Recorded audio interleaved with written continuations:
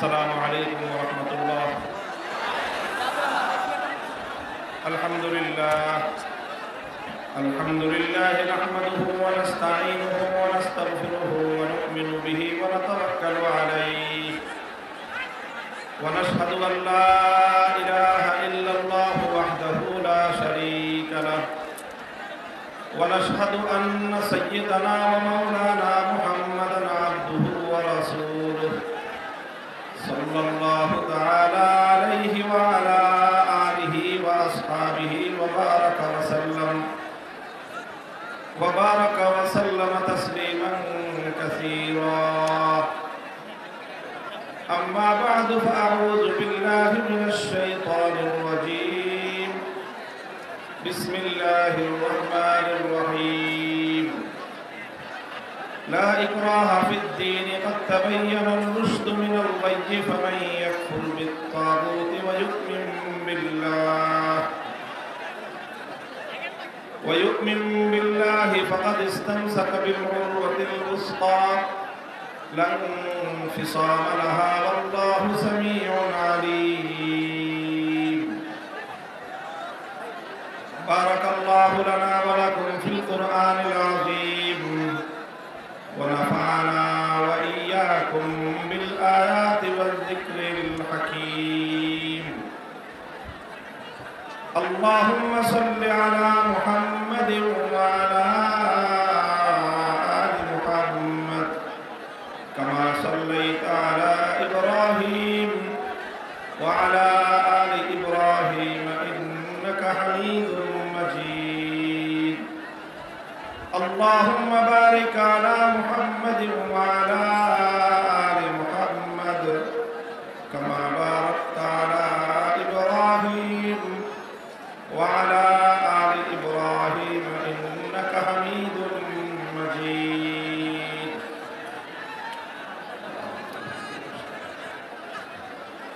محترم حضرات উলামায়ে কেরাম, সম্মানিত ও শ্রদ্ধাভাজন আমার মুরব্বী সাহেবান, সমবেত ইসলাম প্রিয় নবী প্রেমিক তাওহীদি মুসলমান ভাই ও বন্ধুগণ, পর্দার অন্তরালে অবস্থানরত আমার সম্মানিত মা ও বোনেরা, আমি সর্বপ্রথম সেই মহান রব্বুল আলামিনের দরবারে কালিমাতুশ শুকরের হাদিয়া পেশ করছি, যিনি আজকে বাংলাদেশের প্রান্তিক এক অঞ্চল সিরাজগঞ্জের রায়গঞ্জ থানাধীন রৌহা গ্রামে মাদ্রাসাতুল উলুম আল ইসলামিয়া মাদ্রাসার বার্ষিক মাহফিলকে উপলক্ষ করে বিপুল পরিমাণ ধর্মপ্রাণ মুসলমানদেরকে সমবেত হওয়ার তৌফিক দিয়েছেন। আলেম ওলামাদের ভালোবাসা এবং মোহাব্বতে লক্ষ মানুষের যে বাদ ভাঙ্গা ঢল এবং স্রোত নেমেছে, এর মাধ্যমে ইসলাম এবং ওলামায়ে কেরামের এবং তাদের যে মেহনত প্রচেষ্টা, দুনিয়াতে আল্লাহর দ্বীনকে রক্ষা করার, দ্বীনকে হেফাজত করার, দ্বীনকে গালেব করার এই চেষ্টার আবেগ এবং উচ্ছ্বাস প্রমাণ করে কথা যে বাংলাদেশ, আগামীর বাংলাদেশ হবে পূর্ণাঙ্গ ইসলামের বাংলাদেশ। এদেশে একটা নতুন সূর্যোদয়ের আভাস পাওয়া যাচ্ছে। প্রতিদিন শেষ রজনীতে রাতের আধার কেটে যেমন পূর্ব দিগন্তে সুবহে সাদেকের উদয় ঘটে। সুবহে সাদেক মূলত একটা জিনিসের আগমনী বার্তা দেয়। সুবহে সাদেক পূর্ব দিগন্তে একটি শুভ্র সাদা আলোক রশ্মি ফুটে উঠে একথা দুনিয়ার মানুষকে জানিয়ে দেয় যে আর কিছুক্ষণের মধ্যেই সারা পৃথিবীর অন্ধকারকে দূর করে আলোকোজ্জ্বল এক রবি সূর্যের আগমন ঘটবে, যেই সূর্যের উদয়ে সারা পৃথিবী আলোকিত হয়ে যাবে। সাম্প্রতিক বাংলাদেশে ঘটে যাওয়া অনেকগুলো ঘটনা আমরা এটাকে সুবহে জাদিদ হিসেবে বিবেচনা করছি। আমরা এখান থেকে নেক ফালি গ্রহণ করছি, আল ফাল আমরা গ্রহণ করছি। নেক ফালি শুভ সংবাদ এবং শুভ আভাস গ্রহণ করছি, সেটা হলো সাম্প্রতিক বিগত 100 দিনের ঘটনা প্রবাহ। এটা দেশের মানুষকে নতুনভাবে আশান্বিত করছে যে আগামীতে একটা বিপ্লব হবে বাংলাদেশে। সেই বিপ্লব হবে পরিপূর্ণ ইসলামকে বিজয়ী করার বিপ্লব। এদেশের নতুন প্রজন্ম, বাংলাদেশের ভবিষ্যৎ যারা সম্ভাবনা, শুধু মাদ্রাসার ছাত্ররাই নয়, বরং স্কুল, কলেজ, ইউনিভার্সিটির ছাত্ররাও, তারাও আজ ব্যাপকভাবে ইসলামের দিকে ধাবিত হচ্ছে। তারা বাংলাদেশ থেকে জঞ্জাল পরিষ্কার করার জন্য ঐক্যবদ্ধ হয়েছে। তাদের এই ঐক্য, তাদের এই প্রচেষ্টা এবং তাদের এই আত্মত্যাগ এবং কোরবানি, এটা বাংলাদেশকে এক সম্ভাবনা দেখাচ্ছে। সেই সম্ভাবনাটা হলো যে ইনশাআল্লাহ বাংলাদেশে পরিপূর্ণ ইসলাম প্রতিষ্ঠিত হবে। আমরা যার যার জায়গা থেকে সেই প্রস্তুতি গ্রহণ করি। আজকের এই মাহফিল মাদ্রাসাতুল উলুম আল ইসলামিয়ার এই অঙ্গনে, এই চত্বরে আপনারা যেভাবে উপস্থিত হয়েছেন, বহু মানুষ এখানে এসেছেন, তিল ধারণের ঠাঁই নেই। একেবারে বহুদূর রাস্তাঘাট পর্যন্ত মানুষের এখানে আর ঢুকারও কোনো রাস্তা নেই। আমি আপনাদেরকে একটা সতর্ক বার্তা শোনাই যে এত মানুষের আমাদের এই আগমন, এটা যেরকম আমাদের সকলকে আনন্দিত করছে, উদ্বেলিত করছে, এটার দ্বারা ইসলামের একটা মুজাহারা হচ্ছে। ইসলামের মুজাহারা অর্থ হলো যে ইসলামের পক্ষের একটা শোডাউন হচ্ছে। ইসলামের পক্ষের শোডাউন, এটাও ইসলামের মধ্যে উৎসাহিত করা হয়েছে। যখন তোমরা আল্লাহর দ্বীনের পক্ষে শোডাউন করার সুযোগ পাবে, উপলক্ষ তৈরি হবে, তখন তোমরা ইসলামের পক্ষে, আল্লাহর দ্বীনের পক্ষে এইভাবে তোমরা মুজাহারা করবে, শোডাউন করবে।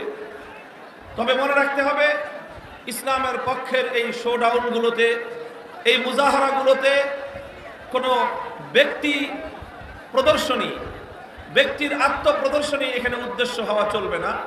এখানে আল্লাহর দ্বীন এবং ইসলামের অনুসারীদের ব্যাপক উপস্থিতির মাধ্যমে তাগুত এবং বাতিল শক্তির অন্তরের মধ্যে ভীতির সঞ্চার করতে হবে। রাসূল আকরাম সাল্লাল্লাহু আলাইহি ওয়াসাল্লাম ঈদগাহে যখন মুসলমানরা ঈদের দিন, ঈদুল ফিতর এবং ঈদুল আজহায় মুসলিমরা যখন একত্রিত হয়, সমবেত হয়, তো ঈদুল ফিতরের দুইটা বিশেষ বিধান রয়েছে। আল্লাহর নবীর যুগে ঈদগাহে পুরুষদের পাশাপাশি নারীদের অংশগ্রহণের সুযোগ ছিল।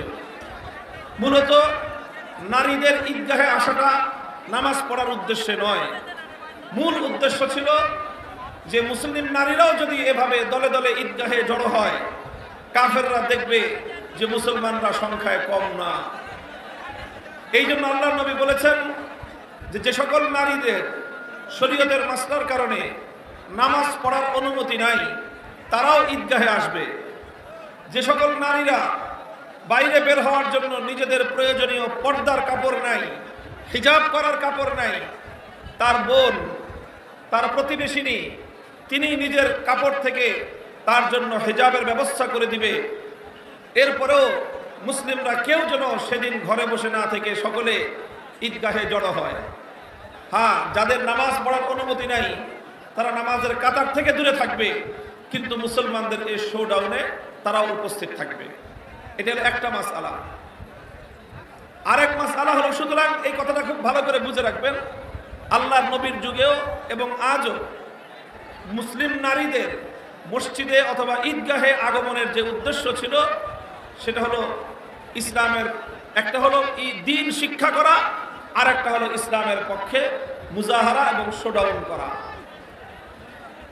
ঈদের আরেকটা সুন্নত হলো ঈদগাহে মুসলমানরা এক রাস্তা দিয়ে আসবে, আরেক রাস্তা দিয়ে যাবে। কেন? তাহলে উত্তর পাড়ায়ও শোডাউন হবে, দক্ষিণ পাড়ায়ও শোডাউন হবে। মুসলমানরা এভাবে ঘুরে ঘুরে আল্লাহর শুকরিয়া আদায় করবে, আর দুনিয়ার মানুষকে তারা বার্তা দিয়ে দিবে এই মুসলিম জাতির উত্থান হচ্ছে, সারা পৃথিবী থেকে সকল অন্ধকার দূর হয়ে ইসলামের আলো ফুটবে ইনশাআল্লাহ। তো আমাদের বাংলাদেশের যে ওয়াজ মাহফিলগুলো হয়ে থাকে, এই ওয়াজ মাহফিল অনেক নেক উদ্দেশ্যে হয়, অনেক ভালো ভালো উদ্দেশ্যে হয়। আমরা অনেকে সঠিকভাবে এটাকে ব্যবহার করতে না পারার কারণে আমাদের ওয়াজ মাহফিলগুলোর অনেক উদ্দেশ্য এখন ব্যাহত হচ্ছে, ক্ষতিগ্রস্ত হচ্ছে, উদ্দেশ্য আমরা হাসিল করতে পারছি না। এই বিষয়ে উলামায়ে কেরাম এবং সমাজের যারা মাহফিলের আয়োজক তাদের সকলের আরও বেশি তৎপর এবং যত্নশীল হওয়া উচিত। তবে একটা জিনিস হচ্ছে, সেটা হলো মাহফিলগুলোকে কেন্দ্র করে ধর্মপ্রাণ মুসলমানদের ব্যাপকভাবে ইসলামিক একটা মুজাহারা, একটা শোডাউন হয়, আর এটাই সমস্ত ইসলাম বিদ্বেষী নাস্তিক মুরতাদদের অন্তরের মধ্যে জ্বালা এবং অন্তর্জ্বালা সৃষ্টি করে দেয়। আপনারা দেখেছেন কিছুদিন আগে বাংলাদেশের প্রাণকেন্দ্র সোহরাওয়ার্দী উদ্যানে লক্ষ লক্ষ তৌহিদি ধর্মপ্রাণ মুসলমানদের একটা জমায়েত হয়েছিল, শোডাউন হয়েছিল।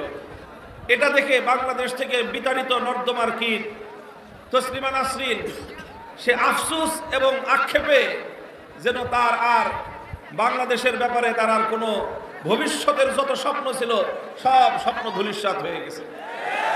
আর আমরা এভাবে বলি, কুল মুতু বিগাইজিকুম, তোমরা এভাবে ইসলামের উত্থান দেখে জ্বলে পুড়ে মরতে থাকো। আল্লাহ পাক রব্বুল আলামিন তার ইসলামের আলোকে সারা পৃথিবীর প্রতি ইঞ্চি ইঞ্চি মাটিতে প্রতিটি ঘরের কোনায় কোনায় ইসলামের আলো ছড়িয়ে পড়বে ইনশাআল্লাহ। লা ইয়াবকা আলা যাহরিল আরদি বাইতু মাদারিন ওয়ালা ওয়াবার ইল্লা আদখালাহু আল্লাহুল ইসলাম। এই ভূপৃষ্ঠের মধ্যে এমন একটি ঘর অবশিষ্ট থাকবে না, চাই সেই ঘরটি কোনো শহর অঞ্চলের পাকা দালান হোক অথবা কোনো নিভৃত পল্লী অঞ্চলের একটা কাঁচা মাটির ঘর হোক, একটা কাঁচা ঝুপড়ি ঘর হোক, বেদে পল্লীর মাথার মধ্যে করা তাদের সেই তাঁবুর ঘর হোক, আদখালাহুল্লাহুল ইসলাম, প্রতিটি ঘরের মধ্যে ইসলাম প্রবেশ করবে আর প্রতিটি ঘরের ছাদের উপর ইসলামের কালেমার পতাকা উড়বে। আবার দেখা যাচ্ছে ইনশাআল্লাহ এই দক্ষিণ পূর্ব এশিয়ার বাংলাদেশের এই মাটি ইসলামের জন্য কতটা উর্বর হয়ে গিয়েছে। বিগত আগস্ট মাসের 5 তারিখ বিশ্ববাসী তার একটা ঝলক দেখেছে, একটা ঝলক দেখেছে যে কিভাবে এদেশের মানুষের অন্তরের মধ্যে যেই মূর্তির ভালোবাসা গেড়ে দেওয়ার চেষ্টা করা হয়েছিল, সুযোগ পাওয়ার প্রথম প্রহরেই বাংলাদেশের মানুষ কোন নেতার কমান্ড ছাড়া, কোন নেতার আদেশ ছাড়া, এমনকি কোন আলেমেরও নির্দেশ দিতে হয়নি, তাওহীদ প্রীতি মানুষ, তাওহীদি জনতা, একত্ববাদে বিশ্বাসী বাংলার মুসলিম জনগণ, তারা 1 ঘন্টার মধ্যে সারা বাংলাদেশের সমস্ত জাতীয় স্থাপনাগুলোকে মূর্তি থেকে পবিত্র করেছে। আল্লাহর সেই ঘোষণা ছিল, ইয়া আইয়ুহাল মুদ্দাসসির কুম ফাআনযির ওয়া রাব্বাকা ফাকাব্বির ওয়া সিয়াবাকা ফাতাহহির ওয়ার রুজজা ফাহজুর। আল্লাহ রাব্বুল আলামিন মুহাম্মদ আরবি সাল্লাল্লাহু আলাইহি ওয়াসাল্লামকে ঘোষণা দিয়েছিলেন, কম্বল গায়ে দিয়ে ঘুমিয়ে থাকার সময় নাই, হুজুর উঠেন, আপনার আল্লাহর বরত্বের ঘোষণা করেন। আর আপনি আল্লাহর বরত্বের ঘোষণা যখন করবেন, একই সঙ্গে মুসলিম সমাজকে মূর্তি মুক্ত করেন। আল্লাহর বরত্ব মূর্তির সঙ্গে সহাবস্থান করতে পারে না। এই জন্য বাংলাদেশে যে অভূতপূর্ব ঘটনা সংঘটিত হয়েছে, 15 বছর ধরে বাংলাদেশের মানুষের অন্তরের মধ্যে মূর্তি সংস্কৃতি প্রবেশ করানোর অনেক রকম আয়োজন করা হয়েছে। পাঠ্যপুস্তকের মধ্যে মুসলমানদের বাচ্চারা যে পাঠ্যপুস্তক পড়বে, তার উপরে ভিতরে নানা জায়গায় প্রাসঙ্গিকভাবে অপ্রাসঙ্গিকভাবে মূর্তির ছবি দিয়ে দিয়ে মুসলিমদের কচি অন্তরের মধ্যে, শিশু কিশোরদের কচি অন্তরের মধ্যে মূর্তির প্রতি একটি সহনীয়তা সৃষ্টি করবার চেষ্টা করা হয়েছিল। বাংলাদেশের জেলায় জেলায় শুধু নয়, থানায় থানায়, বিভিন্ন জায়গায় জায়গায় এইভাবে মূর্তি স্থাপন করে মুসলমানদের মধ্যে মূর্তি সংস্কৃতির প্রতি যে একটা ক্ষোভ আর ঘৃণা রয়েছে, এই ঘৃণাটাকে লাঘব করার চেষ্টা করা হয়েছিল অত্যন্ত সূক্ষ্মভাবে। আলহামদুলিল্লাহ 15 বছর ধরে তারা চেষ্টা করেছে। 5ই আগস্টের 1 ঘন্টায় আল্লাহর নবী যেদিন মক্কা বিজয় করার পরে, মক্কা বিজয়ের 1 ঘন্টার মাথায় নবীজি যা করেছিলেন বাইতুল্লাহ শরীফের মধ্যে, আল্লাহর নবী বাইতুল্লাহর নগরকে, মক্কা শহরকে যেভাবে মূর্তি শূন্য করেছিলেন, এক একটা মূর্তির পেটের মধ্যে আল্লাহর নবী লাঠি দিয়ে আঘাত করে ভূপাতিত করেছেন। নবীজির কণ্ঠে উচ্চারিত হয়েছিল, যা আল হক ওয়া যাহাকাল বাতিল ইন্নাল বাতিলা কানা যাহুকা। হক এসেছে, বাতিল দূরীভূত হবে। তাওহীদ যখন এসেছে, মূর্তি সংস্কৃতি এই সমাজে আর থাকতে পারে না। ঠিক একইভাবে 5ই আগস্টের দ্বিপ্রহরের পরেই সারা বাংলাদেশ থেকে যেভাবে মূর্তির অপসারণ ঘটেছে, এটা একটা লক্ষণ, এটা একটা আলামত। এই জাতির যারা সমাজ এবং রাষ্ট্র নিয়ে কাজ করতে চান, আমি আবার বলছি, যারা সমাজ এবং রাষ্ট্র নিয়ে কাজ করতে চান, বাংলাদেশের মানুষের পালস বুঝবার চেষ্টা করুন। এদেশের মানুষ এখন তাওহীদের ব্যাপারে অনেক সোচ্চার এবং অনেক সচেতন। তাওহীদ বিরোধী কোন চেতনা বাংলাদেশের মাটিতে যদি কেউ প্রতিষ্ঠা করার চেষ্টা করেন, তার ভাস্কর্য যেমন বুড়িগঙ্গায় ভাসবে, সে সহ তার সকল সাঙ্গপাঙ্গ বাংলার মাটি থেকে উচ্ছেদ হয়ে যাবে।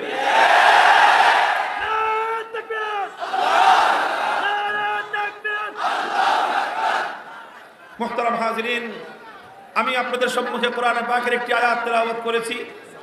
আমার আজকের আলোচনার বিষয়বস্তু খুব লম্বা না। আমি যে কথাটা বলতে চেয়েছিলাম, এই কথাটা আবার একটু বলে দেই। আপনারা খুব ধীর এবং শান্ত থাকবেন। এখানে মানুষ জায়গা হয় যদি 10,000, 20,000 মানুষ আছে, 50,000, এত বিপুল পরিমাণ মানুষ, সকলে যদি আমরা শৃঙ্খলা এবং শান্তি রক্ষা না করি, আল্লাহ না করুন কোনো একটা দুর্ঘটনা ঘটতে পারে।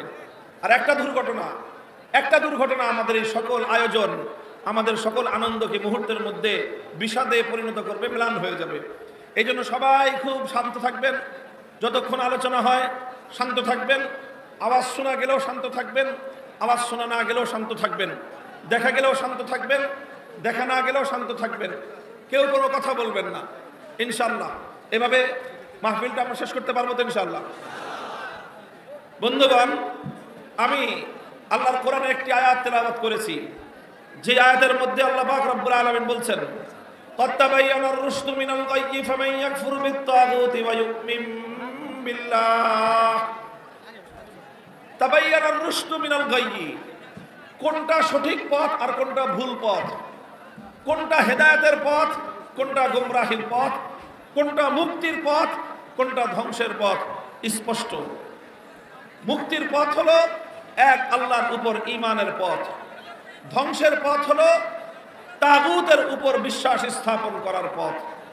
অর্থাৎ ফামান ইউমিন বিল্লাহি ওয়া ইয়াকফুর বিত-তাগুত, ফামান ইউমিন বিল قد تبين الرشد من الغي فمن يكفر بالطاغوت ويؤمن بالله।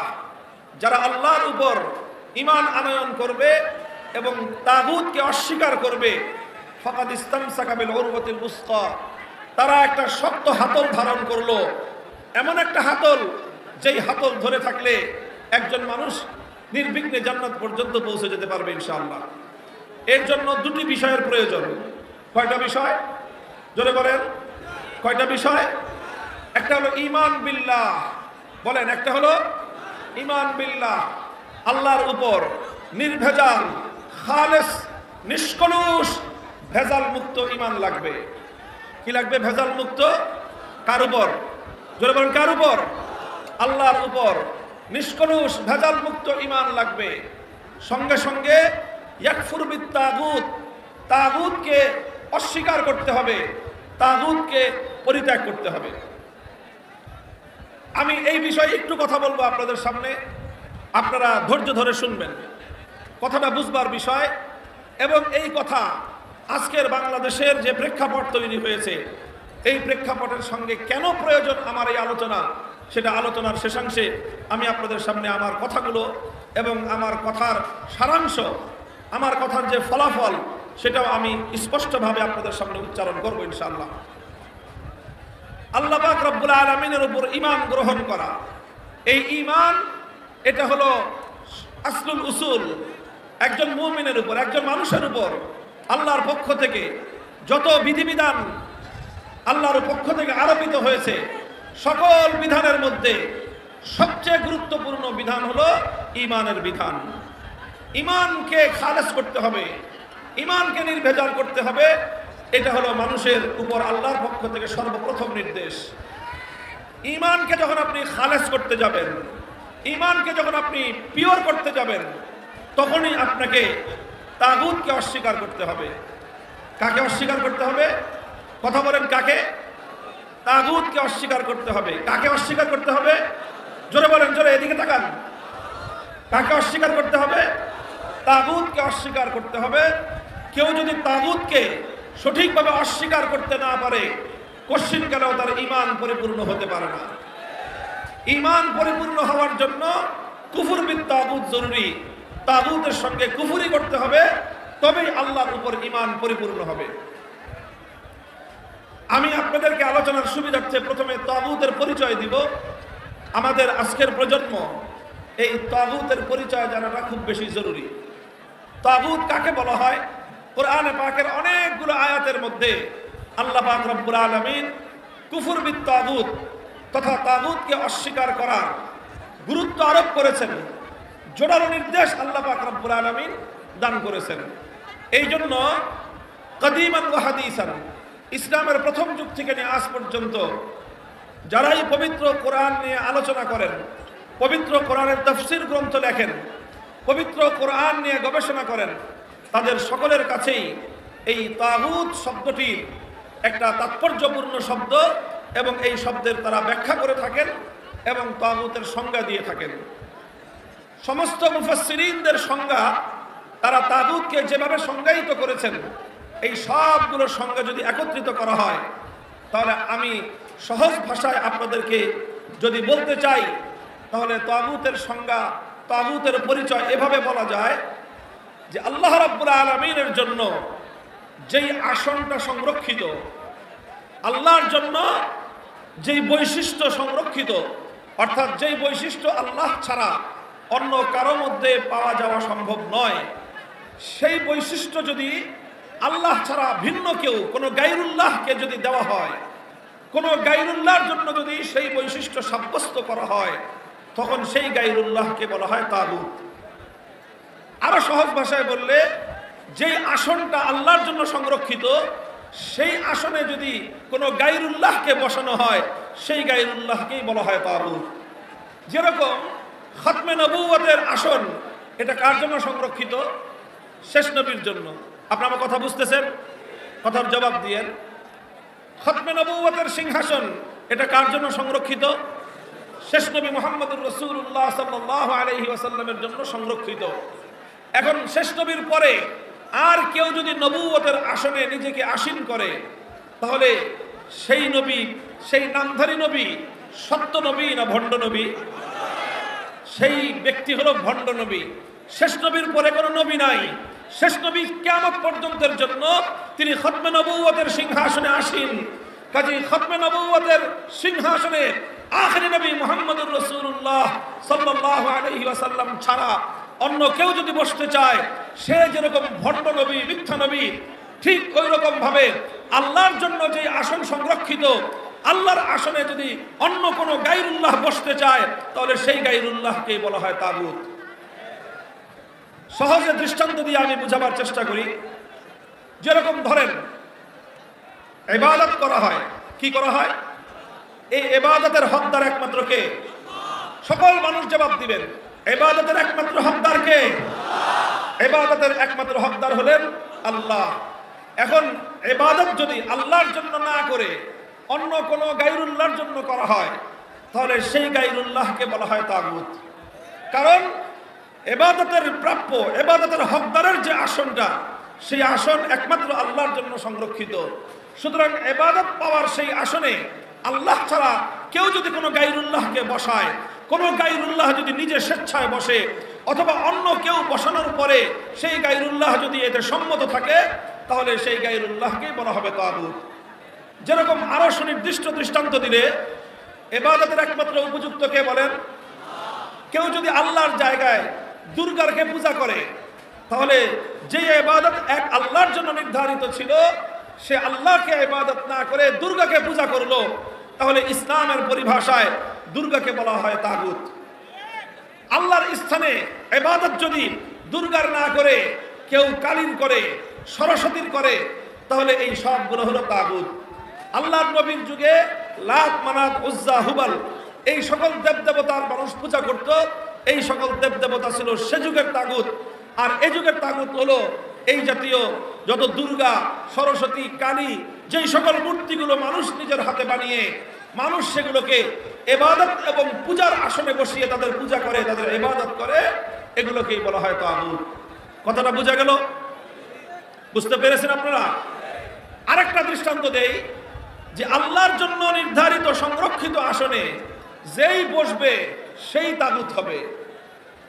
যেরকম ইবাদতের একমাত্র উপযুক্তকে, ঠিক তদ্রূপ আইন তৈরি করা, কি বললাম? আইন তৈরি করা, বিধান তৈরি করা সর্বোচ্চ ক্ষমতা একমাত্র কার? বিধান তৈরি করার প্রশ্নহীন ক্ষমতা একমাত্র কার? বিধান তৈরি করবার সার্বভৌম ক্ষমতা একমাত্র কার? সার্বভৌম ক্ষমতা হলো একমাত্র আল্লাহর। সার্বভৌম ক্ষমতার অর্থ কি? সর্বোচ্চ ক্ষমতার অর্থ কি? প্রশ্নহীন ক্ষমতা থাকার অর্থ হলো যে বিধান করার পরে বুঝে আসুক বা না আসুক প্রশ্ন করা যাবে না। বিধান করার পরে বুঝে আসুক বা না আসুক সেই বিধানকে বাতিল করা যাবে না। বিধান করার পরে সেই বিধান বুঝে আসুক বা না আসুক সেই বিধানকে কোনোভাবে কটাক্ষ করা যাবে না। এই রকম ভাবে সেই বিধানের বিকল্প কোনো বিধান দেওয়া যাবে না।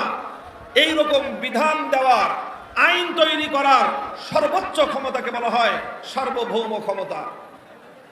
তাহলে আইন তৈরি করবার এরকম চূড়ান্ত আর প্রশ্নহীন ক্ষমতা একমাত্র কার? প্রশ্ন করতে পারেন, তাহলে মানুষ কি কোনো বিধান বা আইন তৈরি করতে পারবে না? হ্যাঁ, মানুষ পারবে, আইন বা বিধান তৈরি করতে পারবে। মানুষেরও আইন তৈরি করার এখতিয়ার আছে, ক্ষমতা আছে। তবে মানুষের ক্ষমতাটা সর্বোচ্চ ক্ষমতা নয়। মানুষের ক্ষমতাটা প্রশ্নহীন ক্ষমতা নয়। মানুষ আইন করতে পারবে কতদূর পর্যন্ত? মানুষ আইন করতে পারবে এমন ভাবে যেন মানুষের কোনো তৈরি আইন আল্লাহর কোনো আইনের বিপরীত না হয়। মানুষের যে কোনো আইন, যে কোনো বিধান আল্লাহর যে কোনো বিধানের বিপরীত হবে, সঙ্গে সঙ্গে মানুষের সেই বিধান বাতিল বলে গণ্য হবে। কাজেই বুঝেন কথা এই জায়গাটায়। এই জায়গাটা আমি এজন্য বলছি, কথা এই জন্য বলছি, আমাদের সমাজে এক সমস্যা হলো যে ঘাও এক জায়গায়, ফোড়া এক জায়গায়, মলম লাগায় আরেক জায়গায়, রোগীর রোগ এক জায়গায়, চিকিৎসা করে আরেক জায়গায়। প্রচুর ঘটে আমাদের দেশে। আল্লাহ পাক আমাদের দেশের চিকিৎসা ব্যবস্থাকে এই অভিশাপ থেকে মুক্তি দান করুন। রোগ একটা, ডাক্তার সাহেব অপারেশন করে তার বিশাল 4 লাখ টাকা 10 লাখ টাকার বিল ধরায় দিয়ে আরেক জায়গা দিয়ে তাকে অপারেশন করা দিয়ে ছেড়ে দিছে। 3 দিন পরে দেখা যায় যে আবার যেই সেই। তাহলে রোগ যেখানে সেখানে চিকিৎসা না করে অন্যত্র যতই চিকিৎসা করা হোক রোগীর যেরকম কোনো কল্যাণ হবে না। সমস্যা যেখানে সেই জায়গাটা এড়িয়ে গিয়ে, সেই জায়গাটাকে বাদ দিয়ে অন্য জায়গায় আপনি যতই মালিশ করেন রোগীর কোনো উন্নতির সম্ভাবনা নাই। মুহতারাম হাজিরিন, মানুষ এই আল্লাহ পাক রব্বুল আলামিনের তাওহীদ, আল্লাহর একত্ববাদের মধ্যেই ব্যাপকভাবে মুসলিম সমাজের মধ্যে বিভ্রান্তি রয়েছে, গোমরাহি রয়েছে, পথভ্রষ্টতা রয়েছে, মানুষের ভুল ধারণা রয়েছে। আর এই কারণেই লক্ষ কোটি মুসলমান এমন তারা নিজেদেরকে মুসলিম বলে পরিচয় দেয়, অথচ তারা তাগুতে বিশ্বাসী হওয়ার কারণে তাদের ঈমান আল্লাহর নিকট গ্রহণযোগ্য নয়, বরং তারা বেঈমান হিসেবে, কাফের হিসেবে আল্লাহর নিকট চিহ্নিত। কোরআনে পাকের সূরাতুন নিসার মধ্যে আমার আল্লাহ বলেছেন, আলাম তারা ইলাল্লাযীনা ইয়াজউমুনা আন্নাহুম আমানু বিমা উনজিলা ইলাইকা ওয়া মা উনজিলা মিন ক্বাবলিক ইউরিদুনা আন ইয়াতাহাকামু ইলাত তাগুত ওয়া ক্বাদ উমিরু আন ইয়াকফুরু বিহি ওয়া ইউরিদুশ শাইতানু আন ইউদিল্লাহুম দালালাম বাঈদা। আল্লাহ বলেন, হে নবী, আপনি কি এমন কিছু মানুষ দেখেছেন যারা নিজেদেরকে ঈমানদার বলে দাবি করে? কি করে? জোরে বলেন, কি করে? যারা নিজেদেরকে ঈমানদার বলে দাবি করে, ইয়াজউমুনা আন্নাহুম আমানু, তারা দাবি করে যে তারা ঈমানদার। আল্লাহ বলছেন, অথচ ইউরিদুনা আন ইয়াতাহাকামু ইলাত তাগুত। আমার আল্লাহ আশ্চর্য প্রকাশ করে বলেন, আশ্চর্য প্রকাশ করে আল্লাহ পাক রব্বুল আলামিন বলেন, যেই ব্যক্তি নিজেকে ঈমানদার বলে দাবি করতে পারে সেই ব্যক্তি কোশ্চিনকালেও কোনো তাগুতের কাছে বিচার চাইতে পারে না। যে ব্যক্তি নিজেকে ইমানদার বলে দাবি করবে, যে ব্যক্তি নিজেকে ইমানদার বলে পরিচয় দিবে, সেই ব্যক্তি কোশ্চিনকালেও কোনো তাগুতের কাছে ফয়সালা চাইতে পারে না, সেই ব্যক্তি কোনোদিন কোনো তাগুতের কাছে বিচার প্রার্থী হতে পারে না। আর যে ব্যক্তি তাগুতের কাছে বিচার প্রার্থী হবে, যে ব্যক্তি তাগুতের বিধান মানবে, যে ব্যক্তি তাগুতের আইনকে মেনে নিবে, তাগুতের আইনকে যে ব্যক্তি শ্রদ্ধা করবে, তাগুতের আইনের উপর যে ব্যক্তি বিশ্বাস স্থাপন করবে, সে হাজি নাম ধারণ করতে পারে, গাজী নাম ধারণ করতে পারে, ডবল হাজি, ট্রিপল হাজি, চৌপল হাজি নাম ধারণ করতে পারে, কিন্তু ইমানদার হতে পারে না। এরকম বহু বেঈমান হাজি আছে আমাদের সমাজে। আবু জাহাল কতবার হজ করছে জানেন? আবু জাহালের হজের সংখ্যা হাদিসের মধ্যে উল্লেখ নাই, তবে আমার ধারণা 40 বারের কম করে নাই, 40 বারের কম হজ করে নাই। যে বছর বদরের ময়দানে গিয়ে রমজান মাসে নিহত হয়েছে, ধ্বংস হয়েছে, এর আগের বছর জিলহজ মাসে হজ করেছে। হজের তো অভাব ছিল না, হজের তো সমস্যা ছিল না, কিন্তু ইমান ঠিক ছিল না। ইমান যদি ঠিক না থাকে, তুমি হজ করে লাভ হবে কি? নামাজ পড়েই লাভ হবে কি? যায় নামাজ তালাশ করেই লাভ হবে কি? যায় নামাজ তালাশ করে লাভ নাই। আগে ইমান ঠিক করো, তারপরে নামাজ। আগে ইমান ঠিক করো, তারপরে হজ। আগে ইমান ঠিক করো, তারপরে আমল। যদি ইমান ঠিক না থাকে, বিশুদ্ধ না হয়, কোন আমলের কানাকড়ি পরিমাণ মূল্য নাই। মুহতারাম হাজিরিন, এই জন্য ইমানের এই জায়গাটা আমি আপনাদেরকে একটু মেরামত করার চেষ্টা করতেছি। যে ইমানের জন্য জরুরি হলো সর্বপ্রথম ইমানের যেই অংশ, ইমানের যেই মৌলিক ব্যাখ্যা, মৌলিক বিষয়, সেটা হলো তাওহীদ। ইমানের প্রথম বুনিয়াদ কি? তাওহীদ। তাওহীদ মানে কি? তাওহীদ মানে আল্লাহর একত্ববাদে বিশ্বাসী হওয়া। আল্লাহর একত্ববাদে বিশ্বাসী হওয়ার অর্থ হলো যেই সকল বিষয়গুলি আল্লাহর সঙ্গে নির্ধারিত, সেই জায়গাগুলোতে আল্লাহর জায়গায় অন্য কাউকে আল্লাহর শরীক করা যাবে না। যেমন ইবাদত একমাত্র নির্ধারিত কার জন্য? তো ইবাদতের মধ্যে কেউ যদি আল্লাহর সঙ্গে কোনো গায়রুল্লাহকে শরীক করে, তাহলে সেই ব্যক্তি কোশ্চিনকালেও ইমানদার হতে পারে না। ইবাদত যেরকম আল্লাহ পাকের জন্য নির্ধারিত, এটাকে বলা হয় তাওহীদ ফিল উবুদিয়্যাহ, মাবুদিয়াতের তাওহীদ। মাহবুদ একমাত্র আল্লাহ। ঠিক ওরকম আরেকটা তাওহীদের অংশ রয়েছে, সেই তাওহীদকে বলা হয় তাওহীদ ফিল হাকিমিয়্যাহ, অর্থাৎ আইন তৈরি করবার চূড়ান্ত ক্ষমতা একমাত্র কার? আল্লাহর সেই চূড়ান্ত আইন তৈরি করার ক্ষমতার সঙ্গে সাংঘর্ষিক যে কোনো কার্যকলাপ, যে কোনো বিশ্বাস কোনো ব্যক্তি স্থাপন করবে, পোষণ করবে, সেই ব্যক্তি আর কিছু হতে পারলেও একত্ববাদী হতে পারে না, সে তাওহীদবাদী হতে পারে না। যে একত্ববাদী না হতে পারে, তার ইমানদার হওয়ার প্রশ্নই আসে না। তাহলে তাগুত বুঝে আসলো। তাগুত বলা হয় ওই গায়রুল্লাহকে, যেই গায়রুল্লাহ আল্লাহর আসনে, আল্লাহর স্থানে বসে। যেরকম যেই সমস্ত দেবদেবতাকে পূজা করা হয়, যে ইবাদত এক আল্লাহর জন্য করার কথা ছিল, সেই ইবাদতের জায়গায় মূর্তিকে বসানো হলে সেই মূর্তিকে বলা হয় তাগুত। ঠিক ওরকম আইন তৈরি করবার প্রশ্নহীন ক্ষমতা যখন আল্লাহর, সেই আল্লাহর ক্ষমতাকে যদি অন্য কেউ নিয়ে আল্লাহর আইনের বাইরে কোনো আইন তৈরি করতে চায়, আল্লাহর আইনের বাইরে ভিন্ন কোনো বিধান যদি কেউ রচনা করে, সেই বিধানটা রচনাকারী সে কোনো রাজা বাদশাহ হতে পারে, সেই বিধানটা রচনাকারী কোনো রাষ্ট্রপতি বা প্রধানমন্ত্রী হতে পারে, সেই বিধান রচনাকারী কোনো মন্ত্রী পরিষদ অথবা কোনো আইন পরিষদ, কোনো সংসদ হতে পারে, সেই বিধান রচনাকারী কোনো বিচারপতি, বিচারালয় হতে পারে।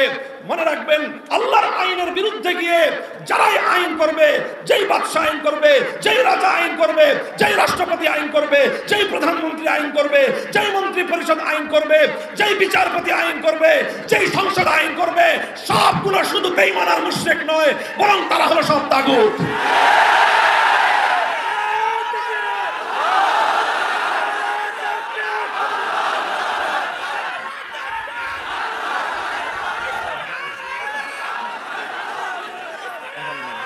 আগে এলো খুঁজে গেছে টাইম মতো নয়, আমি চাইলে দিলাম। মুহতারাম হাজিরিন, কাজেই তাগুতের পরিচয়টা আপনারা পরিষ্কার বুঝে নিয়ে যাবেন। আমি আলোচনা করে দিলাম, মৌলিক আলোচনা। যারা বুঝেছেন, কারো যদি অস্পষ্টতা থাকে যাইতে যেতে আবার রাস্তায় যেতে যেতে আমরা ছাত্রদেরকে বলি তাকরার করবা, রিভিশন দিবেন। কি দিবেন? এটা হলো আজকের আপনাদের সবক, যে তাগুত কাকে বলা হয়। আপনি যদি অন্ধকার কাকে বলা হয় এটা না চিনেন, আলোর গুরুত্ব কোনোদিন বুঝবেন না। কালো কাকে বলা হয় সেটা যদি না বুঝেন, সাদার মূল্য আপনি বুঝবেন না। আপনি যদি তাগুত না বুঝেন, কুফর না বুঝেন, ঈমানকে ভালো করে বুঝবেন না। এই জন্য আল্লাহর উপর ঈমানও আনতে হবে, তাগুতকে অস্বীকারও করতে হবে। আমাদের সমাজে এখন যে অবস্থা, যে সমস্যা, সেটা হলো আল্লাহকেও নারাজ করবে না আর শয়তানকেও বেজার করবে না। শয়তানকে আর আল্লাহকে একসঙ্গে খুশি করা যায়? জোরে বলেন। শয়তানকে আর আল্লাহকে একসঙ্গে রাজি করা যায়? আল্লাহকে যদি রাজি করেন শয়তান বেজার হবেই, শয়তানকে যদি খুশি করেন আল্লাহ নারাজ হবেই। সিদ্ধান্ত নিতে হবে যে তুমি আল্লাহর পক্ষে থাকবা না গায়রুল্লাহর পক্ষে থাকবা। তোমাকে সিদ্ধান্ত নিতে হবে তুমি আল্লাহর দলের লোক না শয়তানের দলের লোক। ভেজাল করবার জায়গা নাই, ভেজালের সুযোগ ইসলামের মধ্যে নাই। আল্লাযীনা আমানু ইউকাতিলুনা ফি সাবিলিল্লাহ ওয়াল্লাযীনা কাফারু ইউকাতিলুনা ফি সাবিলিত তাগুত। যারা ঈমানদার আল্লাহর পথে লড়াই করে, যারা বেঈমান তারা তাগুতের জন্য লড়াই করে। যারা ঈমানদার তারা আল্লাহর বিধান কায়েমের জন্য লড়াই করে, যারা বেঈমান তারা আল্লাহর বিধানের বিরুদ্ধাচরণ করে। স্পষ্ট হয়ে যেতে হবে, স্পষ্ট। সাদা কালোর মধ্যে কোনো গোজামিল চলবে না, সাদা কালোর মধ্যে কোনো গোজামিল চলবে না ইনশাআল্লাহ। আমি স্পষ্ট পবিত্র কোরআন থেকে আমি আপনাদের সামনে আয়াত তেলাওয়াত করেছি। আল্লাহর পয়গম্বরের একটি হাদিসের উদ্ধৃতি দিয়ে আমি আপনাদের সামনে। হযরত আদী ইবনে হাতেম রাদিয়াল্লাহু আনহু, হাতেম তাইয়ের নাম শুনেছেন? হ্যাঁ, কে কে শুনছেন বলেন তো? হাতেম তাই, মাশাআল্লাহ, অনেক মানুষ, অনেক বখিল ছিল না? হ্যাঁ, হাতেম তাই মানে কি? বখিল। দেখি, হাতেম তাই মানেই হলো দানবীর। কোন মানুষ অনেক দানশীলতা করলে, অনেক দান করলে তাকে আমরা সকলে উপাধি দেই যে ইনি হলেন যুগের হাতেম তাই। কথা ঠিক? হাতেম তাই একজন ব্যক্তি ছিলেন। এই ব্যক্তি আল্লাহর নবী মুহাম্মদুর রাসূলুল্লাহ সাল্লাল্লাহু আলাইহি ওয়াসাল্লামের যুগের কিছু আগের লোক ছিলেন। নবীজির সঙ্গে তার সাক্ষাৎ হয়েছে বলে কোনো প্রমাণ পাওয়া যায় না। এই জন্য তিনি আল্লাহর নবীর উপর ঈমান গ্রহণ করেছেন, এটারও কোনো প্রমাণ নাই।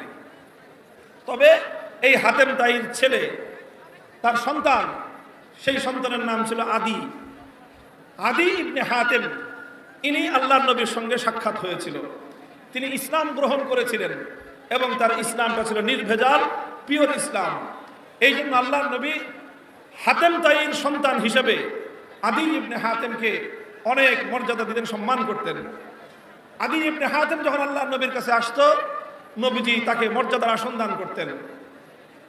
তিনি ইসলাম গ্রহণ করার আগেও নিজের গোত্রের সর্দার ছিলেন এবং খ্রিস্টান ধর্মের একজন গুরুত্বপূর্ণ ব্যক্তি ছিলেন, শিক্ষিত আলেম ছিলেন তিনি খ্রিস্ট ধর্মের। তিনি ইসলাম গ্রহণ করার পরে একদিন এসে আল্লাহর নবীর কাছে একটা প্রশ্ন করলেন। তার প্রশ্ন হলো কোরআনে পাকের সূরাতুল বারাআতের একটি আয়াত নিয়ে। সূরাতুল বারাআতের মধ্যে আল্লাহ পাক রব্বুল আলামিন পূর্ববর্তী আসমানি কিতাবের অনুসারী তথা আহলে কিতাব ইহুদি এবং খ্রিস্টানদের ব্যাপারে আল্লাহ পাক একটি অভিযোগ করেছেন। কি অভিযোগ? আল্লাহ বলেছেন ইহুদি এবং খ্রিস্টানদের ব্যাপারে আল্লাহর কোরআনের সূরাতুল বারাআতের মধ্যে আল্লাহর পক্ষ থেকে ইহুদি আর খ্রিস্টানদের ব্যাপারে অভিযোগ হলো যে ইত্তাখাযু আহবারাহুম ওয়া রুহবানাহুম আরবাবাম মিন দুনিল্লাহ। ইত্তাখাযু আহবারাহুম ওয়া রুহবানাহুম আরবাবাম মিন দুনিল্লাহ। এই ইহুদি এবং খ্রিস্টানদের চরিত্র হলো এই যে তারা এক আল্লাহকে বাদ দিয়ে তাদের মধ্যকার দুই শ্রেণীর মানুষকে তারা রব হিসেবে গ্রহণ করে নিয়েছে। এক শ্রেণীর মানুষ হলো তাদের আহবার, যারা তাদের মধ্যে জ্ঞানী সম্প্রদায়, আর আরেক সম্প্রদায় হলো রুহবানহুম, তাদের মধ্যকার যারা পাদ্রী সম্প্রদায়, যারা পাদ্রীদেরকে আর জ্ঞানীদেরকে তারা আল্লাহর জায়গায় রব বানায় নিয়েছে। রব একমাত্র কে? আর এটা আসতে পারে না। মানুষ হয়েছে লক্ষ জনতা, আর আল্লাহর নাম জিজ্ঞেস করলে মিনমিনে বলেন। এই মিনমিনে লোক আমার ওয়াজে বসবেন, বুঝতে পারেন না এই কথা? মিনমিনানো কোনো লোক এই আমার সঙ্গে খাতির নেই। কথা বলবেন ইসলামের কথা, গায়রুল্লাহর কথা যারা বলে তারা যতটা জোরে বলবেন, আল্লাহর আওয়াজ যখন করবেন আপনার আওয়াজ তার চেয়ে 10 গুণ বেশি হওয়া যায়।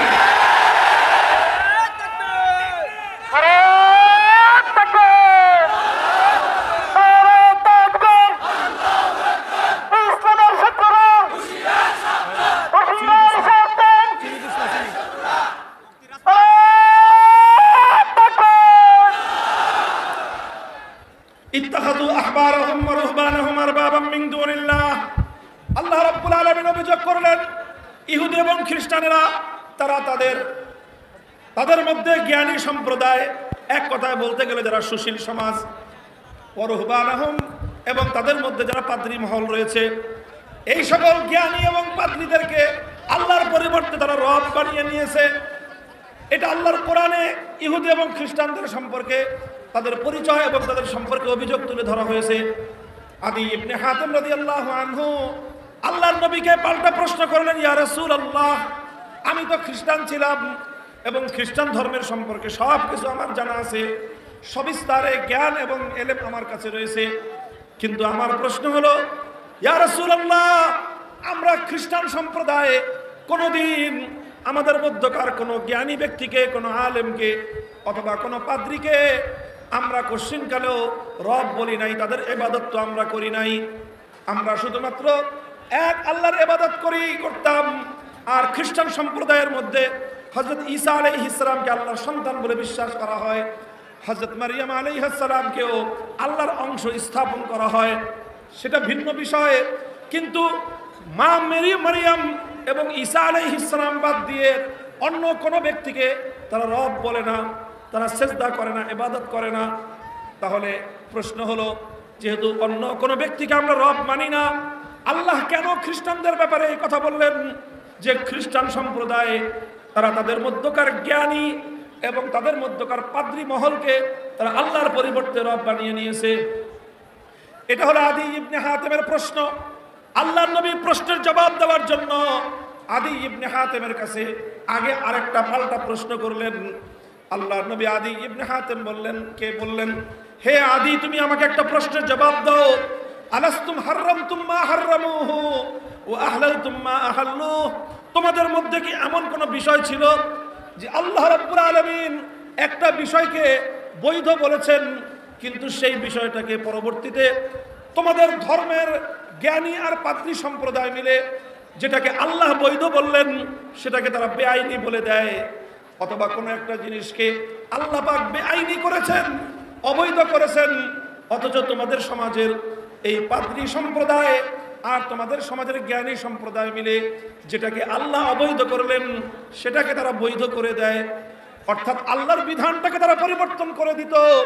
আর তোমরা গোটা সম্প্রদায়, সকল খ্রিস্টানরা, এই সকল জ্ঞানী আর পাদ্রীরা আল্লাহর যেই বিধানকে পরিবর্তন করে দিল সেই পরিবর্তিত বিধানটাকে তোমরা মেনে নিতা। এমন বিষয় তোমাদের মধ্যে ছিল কিনা?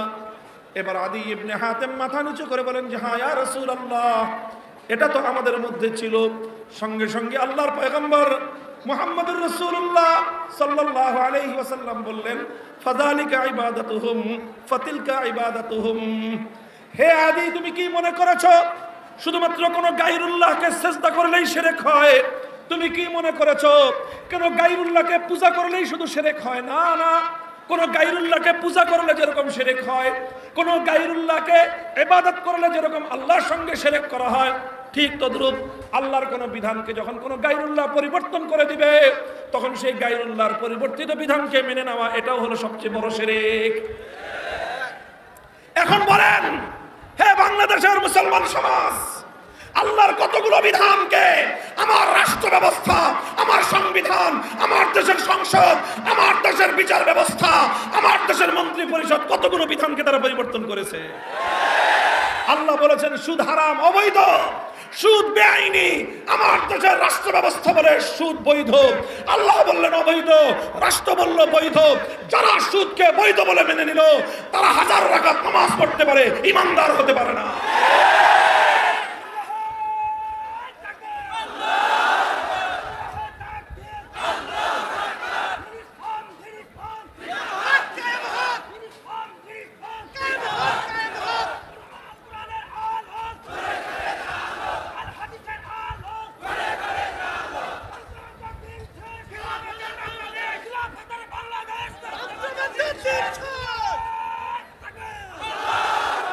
মুহতারাম হাজিরিন, আল্লাহর নবীর এই হাদিস, আদী ইবনে হাতেমের সঙ্গে আল্লাহর পয়গম্বরের এই কথোপকথন কোরআনে পাকের এই আয়াতের ব্যাখ্যায় সমস্ত তাফসীর গ্রন্থের মধ্যে খুঁজে পাবেন।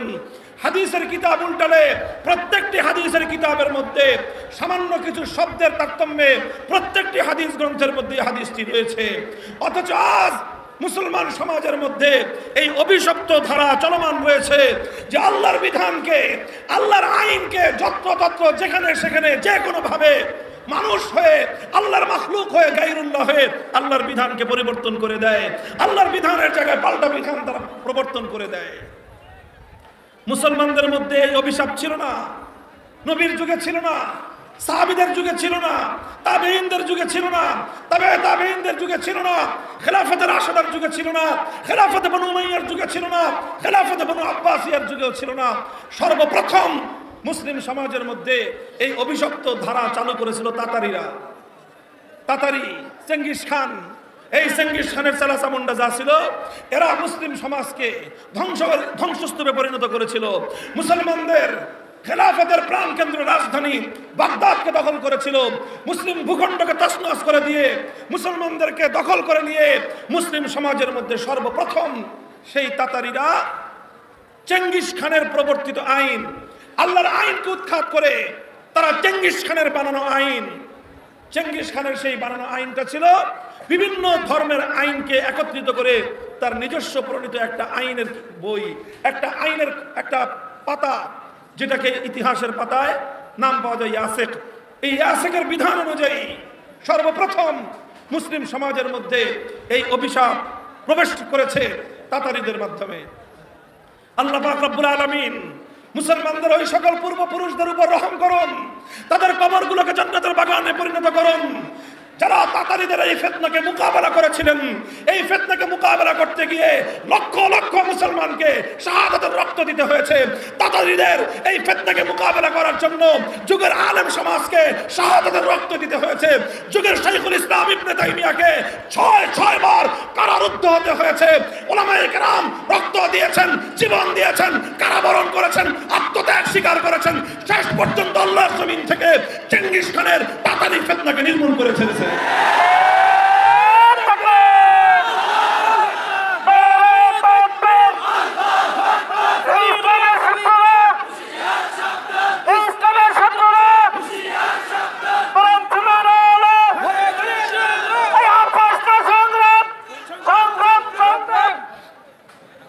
মুহতারাম হাজিরিন, মাদ্রাসার মাহফিলের ভাব গাম্ভীর্য রক্ষা করতে হবে ইনশাআল্লাহ। খুব ভালো করে আমার এই আলোচনার সময় দুইটা কথা মনে রাখবেন। উদু ইলা সাবিলি রাব্বিকা বিল হিকমা, যে কথা বলতে হবে হিকমতের সাথে। হিকমতের সাথে কথা বলার অর্থ এটা না যে সত্য কথাকে গোপন করা বা উচিত কথাকে এড়ায়ে যাওয়া, এর নাম হিকমত নয়। এটা হিকমতের নামে অপব্যাখ্যা। হিকমতের অর্থ হলো যেই কথাটা যেখানে যেইভাবে বলা উচিত সেইভাবে বলা। হিকমত অর্থ হলো যেইখানে যেই কথাটা যেইভাবে বলা উচিত সেইখানে সেই কথাটা সেইভাবে বলার নাম হলো হিকমত। আমরা একটা কেন্দ্রীয় একটা মাহফিলে আছি। আমি শাইখুল হাদিস আল্লামা আজিজুল হক রহমতুল্লাহ আলাইহির সন্তান। কেন্দ্রীয় পর্যায়ে আল্লাহ পাক রব্বুল আলামিন আলেম সমাজের পক্ষ থেকে মুখপাত্র হিসাবে কিছু কথা বলার দায়িত্ব এবং সুযোগ আমাকে দিয়েছেন। কাজে আমি যেইভাবে রাষ্ট্র সমাজের অসঙ্গতিগুলো জাতির সামনে তুলে ধরি, আমার দেখা দেখে আপনারা যে কোনো জায়গায় যে কোনো কথা বলবেন না। ইহার জন্য কিন্তু আমি দায়ী থাকবো না। কথা বলতে হবে অবশ্যই সত্য কথা। যেই কথার ভার নিতে পারবেন তিনি সেই কথা বলবেন। আপনি হলেন 300 টাকা 3 মণ ওজনের কথা বলতে গেলে ঝামেলা হবে, সমাজে বিশৃঙ্খলা দেখা দিবে। এই জন্য এই বিষয়টা খুব লক্ষ্য রাখবেন। আমার দ্বারা আপনারা কেউ আবার এই ভুল মেসেজ নেবেন না। আমরা যদি এই সকল কথাগুলি না বলি, সমাজের অসঙ্গতিগুলি যদি আমরা না বলি, যেই সমস্যাটা সমাজের মধ্যে বর্তমানে বিরাজমান, সেটা হলো আজকের জাহিলি সমাজ ব্যবস্থা আলেম সমাজের কাছ থেকে নেতৃত্ব সুলভ কোনো আচরণ সহ্য করতে পারে না। কথাটা বুঝেন। খালি আওয়ামী লীগের তো বিরুদ্ধাচরণ করেন। আওয়ামী লীগের মূল সমস্যাটা কি সেটা বুঝে রাখেন। আওয়ামী লীগের মূল সমস্যা হলো এই, তারা হুজুরদেরকে দাওয়াত দিবে, হুজুরদেরকে খাওয়াবে, হুজুরদেরকে ইমামতের চাকরি দিবে, প্রয়োজনে মডেল মসজিদ বানায় সব জায়গায় হুজুরদেরকে চাকরি দিবে। হুজুরদেরকে হাদিয়া তোহফা দিতে তাদের কোনো সমস্যা নাই, দাওয়াত খাওয়াইতে সমস্যা নাই। সমস্যা হলো তাদের এক জায়গায়, হুজুরদেরকে তারা নেতৃত্বের আসনে দেখতে চায় না। এই জায়গায় হলো আওয়ামী লীগের সমস্যা। যারা যারা আওয়ামী লীগকে আবার বাংলাদেশে ফিরে আনতে চাও, আওয়ামী লীগকে আগে এই গুনাহ থেকে তওবা করতে বলবা। এই দেশে থাকতে হলে, রাজনীতি করতে হলে, এই সমাজে বিচরণ করতে হলে আলেম সমাজকে শুধু হুজুর হিসেবে নয়, আলেম সমাজের নেতৃত্ব মেনে তারপরে আসতে হবে। আর আওয়ামী লীগের দেখা দেখি বিএনপিও মাঝে মাঝে কাউয়া হয়ে ময়ূরের মতো নাচতে চায়। এই সমস্ত অপবিত্রতা বিএনপির মধ্যে এক সময় ছিল না। তারা শুরু থেকে ইসলামী দল না, কিন্তু ইসলাম এবং আলেম ওলামাদের নেতৃত্ব নিয়ে তাদের গায়ের মধ্যে অ্যালার্জি ছিল না। আস্তে আস্তে এই অ্যালার্জি পাশের জনের থেকে তাদের গায়ে সংক্রামিত হইতেছে। খবরদার, চুলকানির রোগ কিন্তু পাশের জনের মধ্যে সরায়। আওয়ামী লীগের সঙ্গে রাজনীতি করতে করতে করতে করতে বিএনপির মধ্যেও এই অ্যালার্জির চুলকানির উপদ্রব হইতেছে। যারা যারা বিএনপির রাজনীতির সাথে সম্পৃক্ত আছেন, ভালো করে আপনাদের এই দলের এই চিকিৎসা করায় নেবেন। যদি না করেন, খবরদার, খোদার কসম খেয়ে বলি, যে সমস্যার কারণে আমরা আওয়ামী লীগের বিরুদ্ধাচরণ করেছি, সেই সমস্যা যদি বিএনপির মধ্যে দেখা যায়, বিএনপিকে বঙ্গোপসাগরে ভাসায় দিতে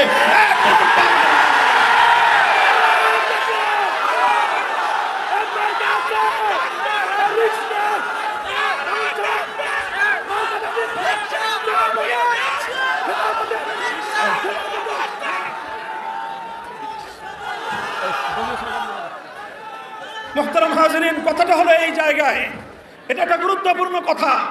সেটা হলো সমস্ত আলেমরা একভাবে কথা বলবে না, এটা যেমন ঠিক, কিছু কিছু আলেম এই কথা বলতে হবে, এটাও ঠিক।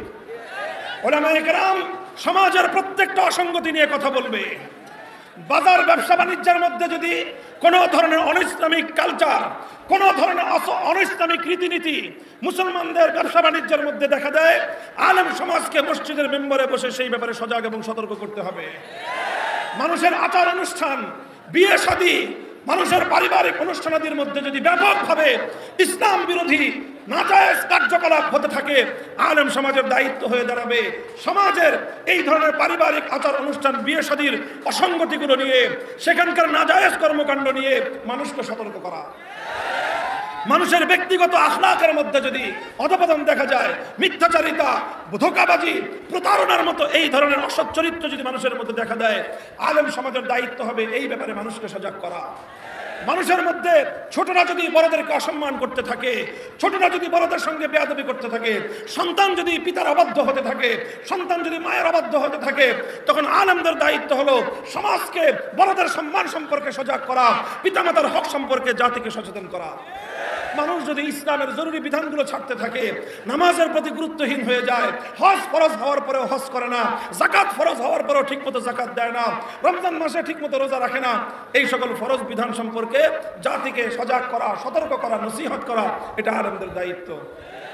জিহাদ ফরজ হয়ে যাওয়ার পরেও জিহাদের ব্যাপারে জাতি যদি গাফেল থাকে, জিহাদের ব্যাপারে জাতির মধ্যে যদি কোনো নেগেটিভ এবং খারাপ ধারণা থাকে, তাহলে জাতির এই আকীদাকে বিশুদ্ধ করে জিহাদের সঠিক চিন্তা চেতনা, সঠিক পরিচয় জাতির সামনে তুলে ধরা, এটা উলামায়ে কেরামের ঐতিহাসিক দায়িত্ব। ঠিক তদ্রূপ যারা রাষ্ট্র চালাবে, যারা রাজনীতি করবে, তাদেরকে মনে রাখতে হবে তাদের প্রত্যেকটি ভুল ত্রুটি নিয়ে আলেমদেরকে কথা বলতে হবে।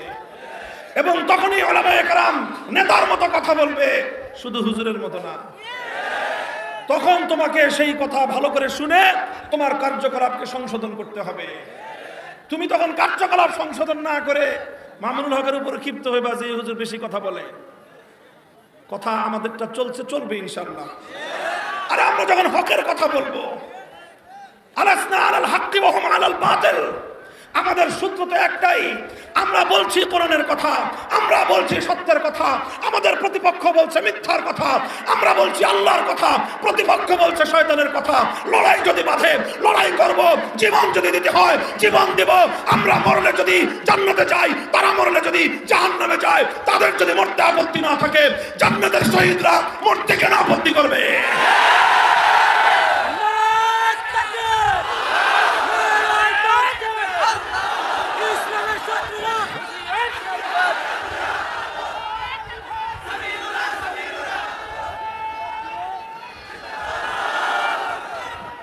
বলছিলাম কথা, মুসলিম সমাজের মধ্যে আল্লাহর আইনের জায়গায় মুসলিম জাতির মধ্যে আল্লাহর আইনের পরিবর্তে মানব রচিত আইন সর্বপ্রথম, এই অভিশাপ জাতির জন্য সবচেয়ে বড় অভিশাপ, এই অভিশাপ মুসলমানদের মধ্যে এনেছিল তাতারি সম্প্রদায়।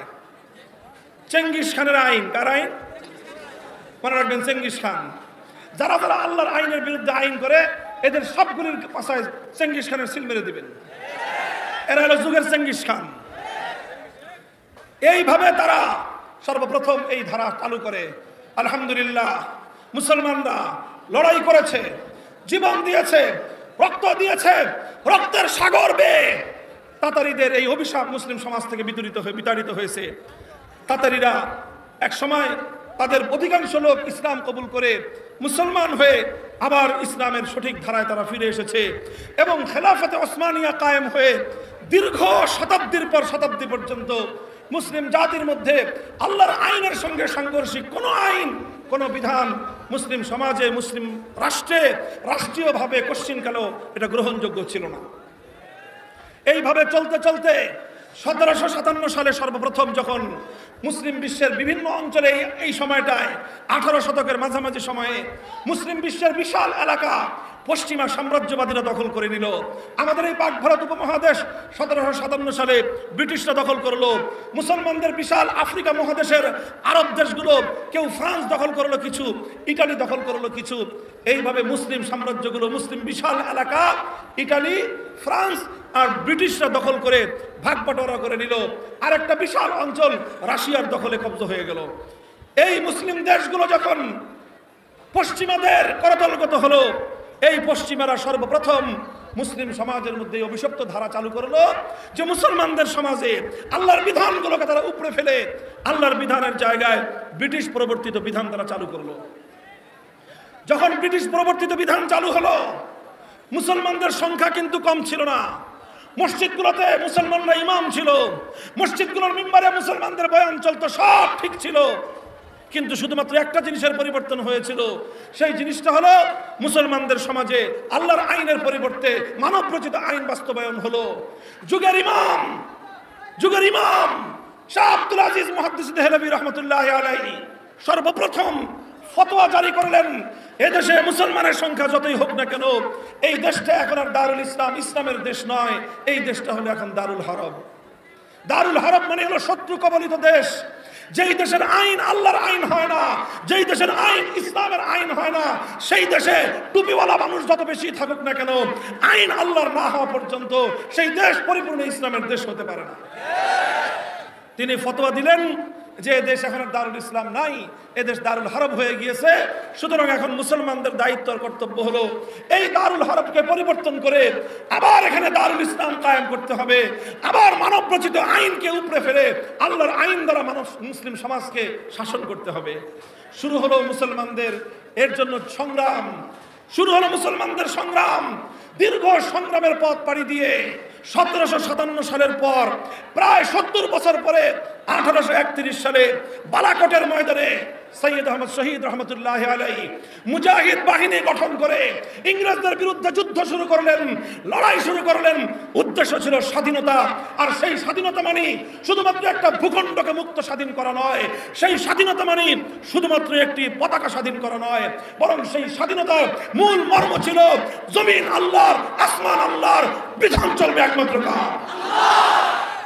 এই মন্ত্রে উজ্জীবিত হয়ে 1831 সালের 5ই মে বালাকোটের রণাঙ্গনে ক্ষুদ্র শক্তি নিয়ে হযরত সৈয়দ আহমদ শহীদ বালাকোট রহমতুল্লাহ আলাইহির নেতৃত্বে জিহাদ হলো। আমিরুল মুমিনিন সৈয়দ আহমদ রহমতুল্লাহ আলাইহি শাহাদাত বরণ করলেন, জীবন দিলেন, রক্ত দিলেন। তার সাথী সঙ্গী বহু মুসলমান মুজাহিদরা জীবন দিলেন, রক্ত দিলেন। কিন্তু আল্লাহর আইন প্রতিষ্ঠার এই সংগ্রাম থেকে তারা একচুল পরিমাণ পিছপা হন নাই। ওনারা শহীদ হয়ে গেছেন, জীবন দিয়ে দিয়েছেন। ইংরেজরা ওনাদেরকে পরাজিত করে মুসলমানদের বুকের উপর আরো শক্ত করে বসে গেল। আবার মুসলমানরা নতুন করে প্রস্তুতি নিতে থাকলো। নিতে নিতে নিতে নিতে এক সময় মুসলমানরা আবার একটা শক্তি সঞ্চয় করলো। শক্তি সঞ্চয় করে মুসলিম জাতির, আজ যারা আমরা ওলামায়ে দেওবন্দ, আজ যারা আমরা নিজেদেরকে দেওবন্দি বলে পরিচয় দেই, কোন একজন দেওবন্দি হাজী আমদাদুল্লাহ মুহাজির মক্কির সন্তান না হয়ে দেওবন্দি হতে পারে না, কওমিও হতে পারে না। কে ছিল হাজী আমদাদুল্লাহ মুহাজির মক্কি? আমরা শুধুমাত্র হাজী সাহেবকে জাতির সামনে পীর হিসেবে পরিচয় করায় দিয়েছি। অবশ্যই হাজী আমদাদুল্লাহ মুহাজির মক্কি যুগের সবচেয়ে বড় পীর ছিলেন, অবশ্যই তিনি সাইয়্যিদুত তায়েফা ছিলেন। তবে হাজী আমদাদুল্লাহ মুহাজির মক্কির আরেকটা পরিচয় হলো তিনি আমিরুল মুমিনিন ছিলেন। তিনি আমিরুল মুমিনিন ছিলেন। তিনি একটা রাষ্ট্র ঘোষণা করেছিলেন, একটা খেলাফত ঘোষণা করেছিলেন। সেই খেলাফতের রাজধানী, সেই খেলাফতের রাজধানী ছিল থানা ভবন। কোন জায়গা? থানা ভবন, যেখানে আশরাফ আলী থানবীর জন্ম, যেখানে হাজী আমদাদুল্লাহ মুহাজির মক্কির খানকা ছিল। মুসলমানদের খানকা তখন শুধুমাত্র জিকিরের জন্যই ব্যবহার হতো না, রাতের অন্ধকারে তারা জিকির করতেন, দিনের আলোতে আল্লাহর জমিনে আল্লাহর দ্বীন জিন্দা করার জন্য তারা যুদ্ধ করতেন। আমরা আবার সেই খানকা চাই, আমরা আবার সেই খানকা চাই যেই খানকা থেকে হাজী সাহেবের উত্তরসূরিরা রাতের অন্ধকারে আল্লাহর জিকিরের দ্বারা চোখের অশ্রুতে বুক ভাসাবে, দিনের আলোতে বাতিলের মোকাবেলায় জিহাদের ময়দানে বুকে রক্ত দিয়ে আল্লাহর জমিন রঞ্জিত করবে।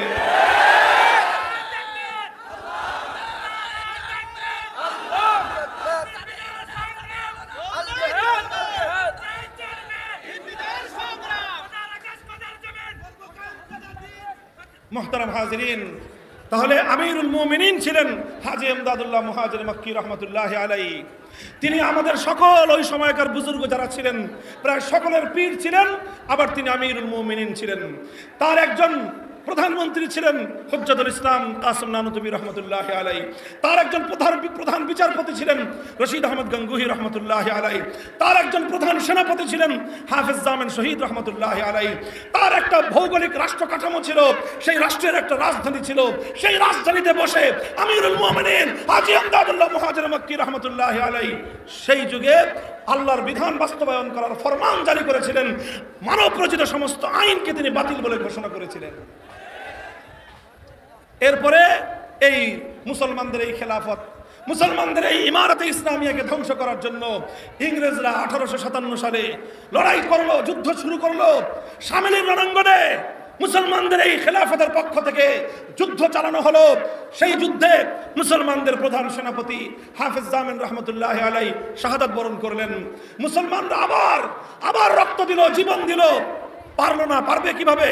ওদের হাতে বন্দুক, ইনাদের হাতে লাঠি, ওদের হাতে তোপ কামান, ইনাদের হাতে শুধুমাত্র তরবারি। এ নিয়ে যুদ্ধ করে কোনোভাবেই তাদের সাথে টিকা সম্ভব ছিল না। কিন্তু টিকা সম্ভব না হলে কি হবে? ওনারা সামর্থ্যের আলোকে শেষ রক্তবিন্দু দিয়ে বাতিলের মোকাবেলায় যুদ্ধ করে পরবর্তীদের জন্য আদর্শ স্থাপন করে গেছেন। 1857 সাল সিপাহী বিদ্রোহ নামে আপনারা সকলে জানেন, স্বাধীনতা আন্দোলনের অন্যতম মাইল ফলক। সেই সময়ে মূল কেন্দ্রবিন্দু ছিল থানা ভবন, আর মূল উপলক্ষ ছিল ইসলামী খেলাফতকে পুনরুদ্ধার করা এবং ইসলামী খেলাফতকে বাস্তবায়ন করা। মুহতারাম হাজিরিন, এরপর লম্বা ইতিহাস। 1857 সালে শামিলির রণাঙ্গনে মুসলমানদের এই পরাজয়ের পর সারা ভারত জুড়ে আলেমদের উপর জুলুম শোষণের স্টিম রোলার চালানো হলো। হাজার হাজার আলেমকে ফাঁসি কাস্টে ঝুলানো হলো। ফাঁসি কাস্টে ঝুলিয়ে তাদের লাশ দিনের পর দিন নয়, মাসের পর মাস গাছের ডালগুলিতে ঝুলিয়ে রাখা হতো। ইয়েতিম হলো আলেমদের সন্তানেরা, বিধবা হলো আলেমদের স্ত্রীরা, কোল খালি হলো আলেমদের মায়েদের। সব তারা বরদাস্ত করে নিলেন, কিন্তু তাগুতের সামনে মাথা নত করতে তারা সম্মত হলেন না। 1866 সালে নতুনভাবে তারা সংগ্রামের আবার নতুন পরিকল্পনা করলেন। 1866 সালে ভারতের উত্তরপ্রদেশের সাহারানপুর জেলার দেওবন্দ নামক গ্রামে একটা প্রতিষ্ঠান করলেন, যেই প্রতিষ্ঠানের উদ্দেশ্য ছিল শিক্ষার অন্তরালে এমন এক দল মুজাহিদ তৈরি করা হবে যারা আবার মুসলিম সমাজ থেকে এই গায়রুল্লাহর মানব রচিত শাসনের অভিশাপকে দূর করে আল্লাহর বিধানে, আল্লাহর দ্বীন এবং আল্লাহর আইনকে আবার তারা ফিরিয়ে আনবে। 1866 সাল থেকে 1947 সাল পর্যন্ত 80 বছরের অব্যাহত সংগ্রামের পর ব্রিটিশরা মুসলমানদের এই ভূমি ছেড়ে যেতে রাজি হলো। তখন মুসলমানরা বলল যে এই গোটা ভারতবর্ষে দুই জাতি বসবাস করে, হিন্দু এবং মুসলিম। হিন্দুরা সংখ্যায় বেশি, মুসলমানরা সংখ্যায় কম। মুসলমানদের আকাঙ্ক্ষা ছিল যে আমরা এমন একটা ভূখণ্ড পাবো, এমন একটা দেশ আমরা গড়ব যেই দেশের আইন হবে আল্লাহর আইন, যে দেশের সংবিধান হবে আল কোরআন। এই জন্য মুসলমানরা ভারত থেকে আলাদা হয়ে আলাদা একটা রাষ্ট্র করলো। সেই রাষ্ট্রটার নাম দিল পাকিস্তান। এই পৃথিবীতে একটা রাষ্ট্র তৈরি হলো, যেই রাষ্ট্রের তৈরি হওয়ার সময় এটার অঙ্গীকার ছিল, স্বপ্ন ছিল, এটার ওয়াদা ছিল যে এই রাষ্ট্রের সংবিধান হবে ইসলামী শাসনতন্ত্র, নিজামে ইসলাম। কিন্তু দুঃখজনকভাবে এই রাষ্ট্র তো হলো, আর এই রাষ্ট্রের জন্য সবচেয়ে বেশি ত্যাগ আর কোরবানি স্বীকার করলো আমাদের এই বাংলাদেশের, আমাদের পূর্বপুরুষ মুসলমানরা। এই বাংলাদেশের মুসলমানরা আল্লাহর বিধান, ইসলামী নিজাম কায়েম করার জন্য, ইসলামী একটা সংবিধান অনুযায়ী একটা রাষ্ট্র গঠন করার জন্য আমাদের পূর্বপুরুষ এই বঙ্গ জনপদের মুসলমানরা যত ত্যাগ আর কোরবানি স্বীকার করেছে, পশ্চিম পাকিস্তানের খান পাঠানরা তার অর্ধেকও করে নাই। লম্বা ইতিহাস আমি বলবো না, শুধু এতটুকু বলি যে এই বাংলাদেশের থেকে, ঢাকার থেকে অনেক কাছে ছিল কলকাতা, ঢাকা থেকে ভারত ছিল অনেক কাছে। ভারতের সঙ্গে থাকলে আমাদের অনেক ওই সময় সুযোগ ছিল, অনেক বড় রাষ্ট্র পেতাম। ভারত কাছে থাকলে অর্থনৈতিকভাবে আমরা উন্নত হতে পারতাম। কিন্তু এদেশের মুসলমানরা বলেছিল আমাদের বাড়ির কাছে দিল্লির প্রয়োজন নাই, আমার বাড়ির কাছে কলকাতার প্রয়োজন আমার নাই, আমার অর্থনৈতিক সমৃদ্ধি তত প্রয়োজন নাই। আমরা 7 সমুদ্র 13 নদীর ওই পারে সেই পশ্চিম পাকিস্তানের খান পাঠানদের সাথে হাতে হাত রেখেছিলাম। স্বপ্ন ছিল একটা, টাকা না পেতে পারি, উন্নতি না হতে পারে, জাগতিক উন্নতি না হতে পারে, কিন্তু একটা সংবিধান পাবো যে সংবিধানটা হবে আল্লাহর কোরআনের সংবিধান। মুহতারাম হাজিরিন, এটা খুব ভালো করে মনে রাখবেন। আমাদের এদেশের মুসলমান, আমার দাদা, আপনার দাদা, আমাদের পূর্বপুরুষরা যেই পরিমাণ ত্যাগ আর কোরবানি ইসলামী রাষ্ট্র প্রতিষ্ঠার জন্য করেছে, পৃথিবীর অনেক কম জনপদের মুসলমানরাই এই ত্যাগ করেছে। কিন্তু দুর্ভাগ্যজনক মুসলমানদের পরবর্তী প্রজন্ম যে তারা তাদের পূর্বপুরুষদের সেই ইতিহাস আজ ভুলে গিয়েছে। এরপরে কি হলো? এরপরে যেটা হলো, পশ্চিম পাকিস্তানের স্বৈর শাসকরা 24 বছর পর্যন্ত জাতির সঙ্গে গাদ্দারি করলো। তারা যে ওয়াদা করেছিল যে ইসলামী নিজাম এবং ইসলামী শাসন কায়েম হবে, তারা সেই ইসলামী শাসন কায়েম করলো না। আলেম ওলামারা বারবার বলল যে আপনারা ওয়াদা করেছিলেন যে পাকিস্তান প্রতিষ্ঠা হলে এখানে ইসলামী শাসন কায়েম হবে, আপনারা ইসলামী শাসন কায়েম করেন না কেন? তখন তারা বলতো যে পাকিস্তানটা সবেমাত্র শিশু রাষ্ট্র, এখনই যদি আমরা ইসলাম কায়েম করি তাহলে উন্নত বিশ্ব আমাদেরকে সাহায্য সহযোগিতা করবে না, আমরা না খেয়ে মরবো। আচ্ছা, এইভাবে 1 বছর, 2 বছর, 10 বছর, 15 বছর, 20 বছর যায়। হুজুররা খালি বারবার বলে যে আপনাদের শিশু বড় হবে কবে? আপনাদের এই শিশু রাষ্ট্র পাকিস্তান, এটা কতদিন আর শিশু থাকবে? আমার আব্বাজান শাইখুল হাদিস আল্লামা আজিজুল হক রহমতুল্লাহ আলাইহি উনি একটু কৌতুক করে বলতেন 24 বছর পর্যন্ত এই রাষ্ট্র আর শিশু থেকে বড় হলো না। যেই বাচ্চা 24 বছরও শিশুই থাকে, কোনোদিন বালেগ হয় না, এই 90 বছরও এই বাচ্চার বালেগ হবে না। সুতরাং এই বাচ্চারা দরকার নাই। যে রাষ্ট্র ইসলামের নামে স্বাধীনতা লাভ করার পর আল্লাহর কোরআনের সঙ্গে গাদ্দারি করতে পারে, সে রাষ্ট্রের প্রয়োজন নাই। আমরা স্বাধীনতা যুদ্ধের মাধ্যমে পশ্চিম পাকিস্তানিদের থেকে আলাদা হয়ে স্বাধীন বাংলাদেশ গঠন করলাম। এই স্বাধীন বাংলাদেশ গঠন করার আগে একটা নির্বাচন হয়েছিল, যে নির্বাচনের ফলাফলকে কেন্দ্র করে 71-এর মুক্তিযুদ্ধ হয়েছিল। সেই নির্বাচনটা হয়েছিল 1970 সালে। কত সালে? জোরে বলেন। 1970 সালে। সেই নির্বাচনের সময় এই বাঙালি মুসলমানদের নেতা ছিলেন শেখ মুজিবুর রহমান সাহেব। এই তিনি জাতির সঙ্গে ওয়াদা করলেন, নির্বাচনী ইশতেহার ঘোষণা করলেন, যদি আমাদের নৌকা মার্কা বিজয়ী হয়ে ক্ষমতায় যেতে পারে তাহলে আমরা এই দেশে কোরআন সুন্নাহর বিরুদ্ধে কোনো আইন করব না। বিশ্বাস না হয় আওয়ামী লীগের অফিসে গিয়ে দেখেন, ইতিহাসের পাতায় খুঁজে দেখেন, 70 সালের আওয়ামী লীগের নির্বাচনী ইশতেহার পাঠ করে দেখেন। সেখানে এই ওয়াদা করা হয়েছিল যে তারা বিজয়ী হতে পারলে কোরআন সুন্নাহর বিরুদ্ধে কোনো আইন করবেন না। এরপর লম্বা ইতিহাস, তাদেরকে ক্ষমতা বিজয়ী হলেন, তারা বিজয়ী হলো, কিন্তু পশ্চিম পাকিস্তানিরা তাদেরকে ক্ষমতা দিল না। ক্ষমতা না দিয়ে 1971-এর 25শে মার্চ মুসলমান বাংলাদেশের মানুষের উপর তারা আক্রমণ করলো। 26শে মার্চ থেকে শুরু হলো স্বাধীনতার যুদ্ধ। 71-এর 16ই ডিসেম্বর পশ্চিম পাকিস্তানিদেরকে পরাজিত করে বাংলাদেশ স্বাধীন হলো। শেখ মুজিবুর রহমান সাহেব 9 মাস থাকলেন পাকিস্তানে। এরপরে সেখান থেকে লন্ডনে, ভারত হয়ে বাংলাদেশে আসার সময় শ্রীমতী ইন্দিরা গান্ধী শেখ মুজিবুর রহমান সাহেবের মুজিব কোটের পকেটে একটা কাগজ ঢুকিয়ে দিলেন। একটা কাগজ ঢুকিয়ে দিলেন, ছোট্ট কাগজ। সেই কাগজের মধ্যে তিনি লিখে দিলেন যে তোমার দেশের যে সংবিধান হবে সেই সংবিধানের মূলনীতি হবে 4টা। কি কি মূলনীতি?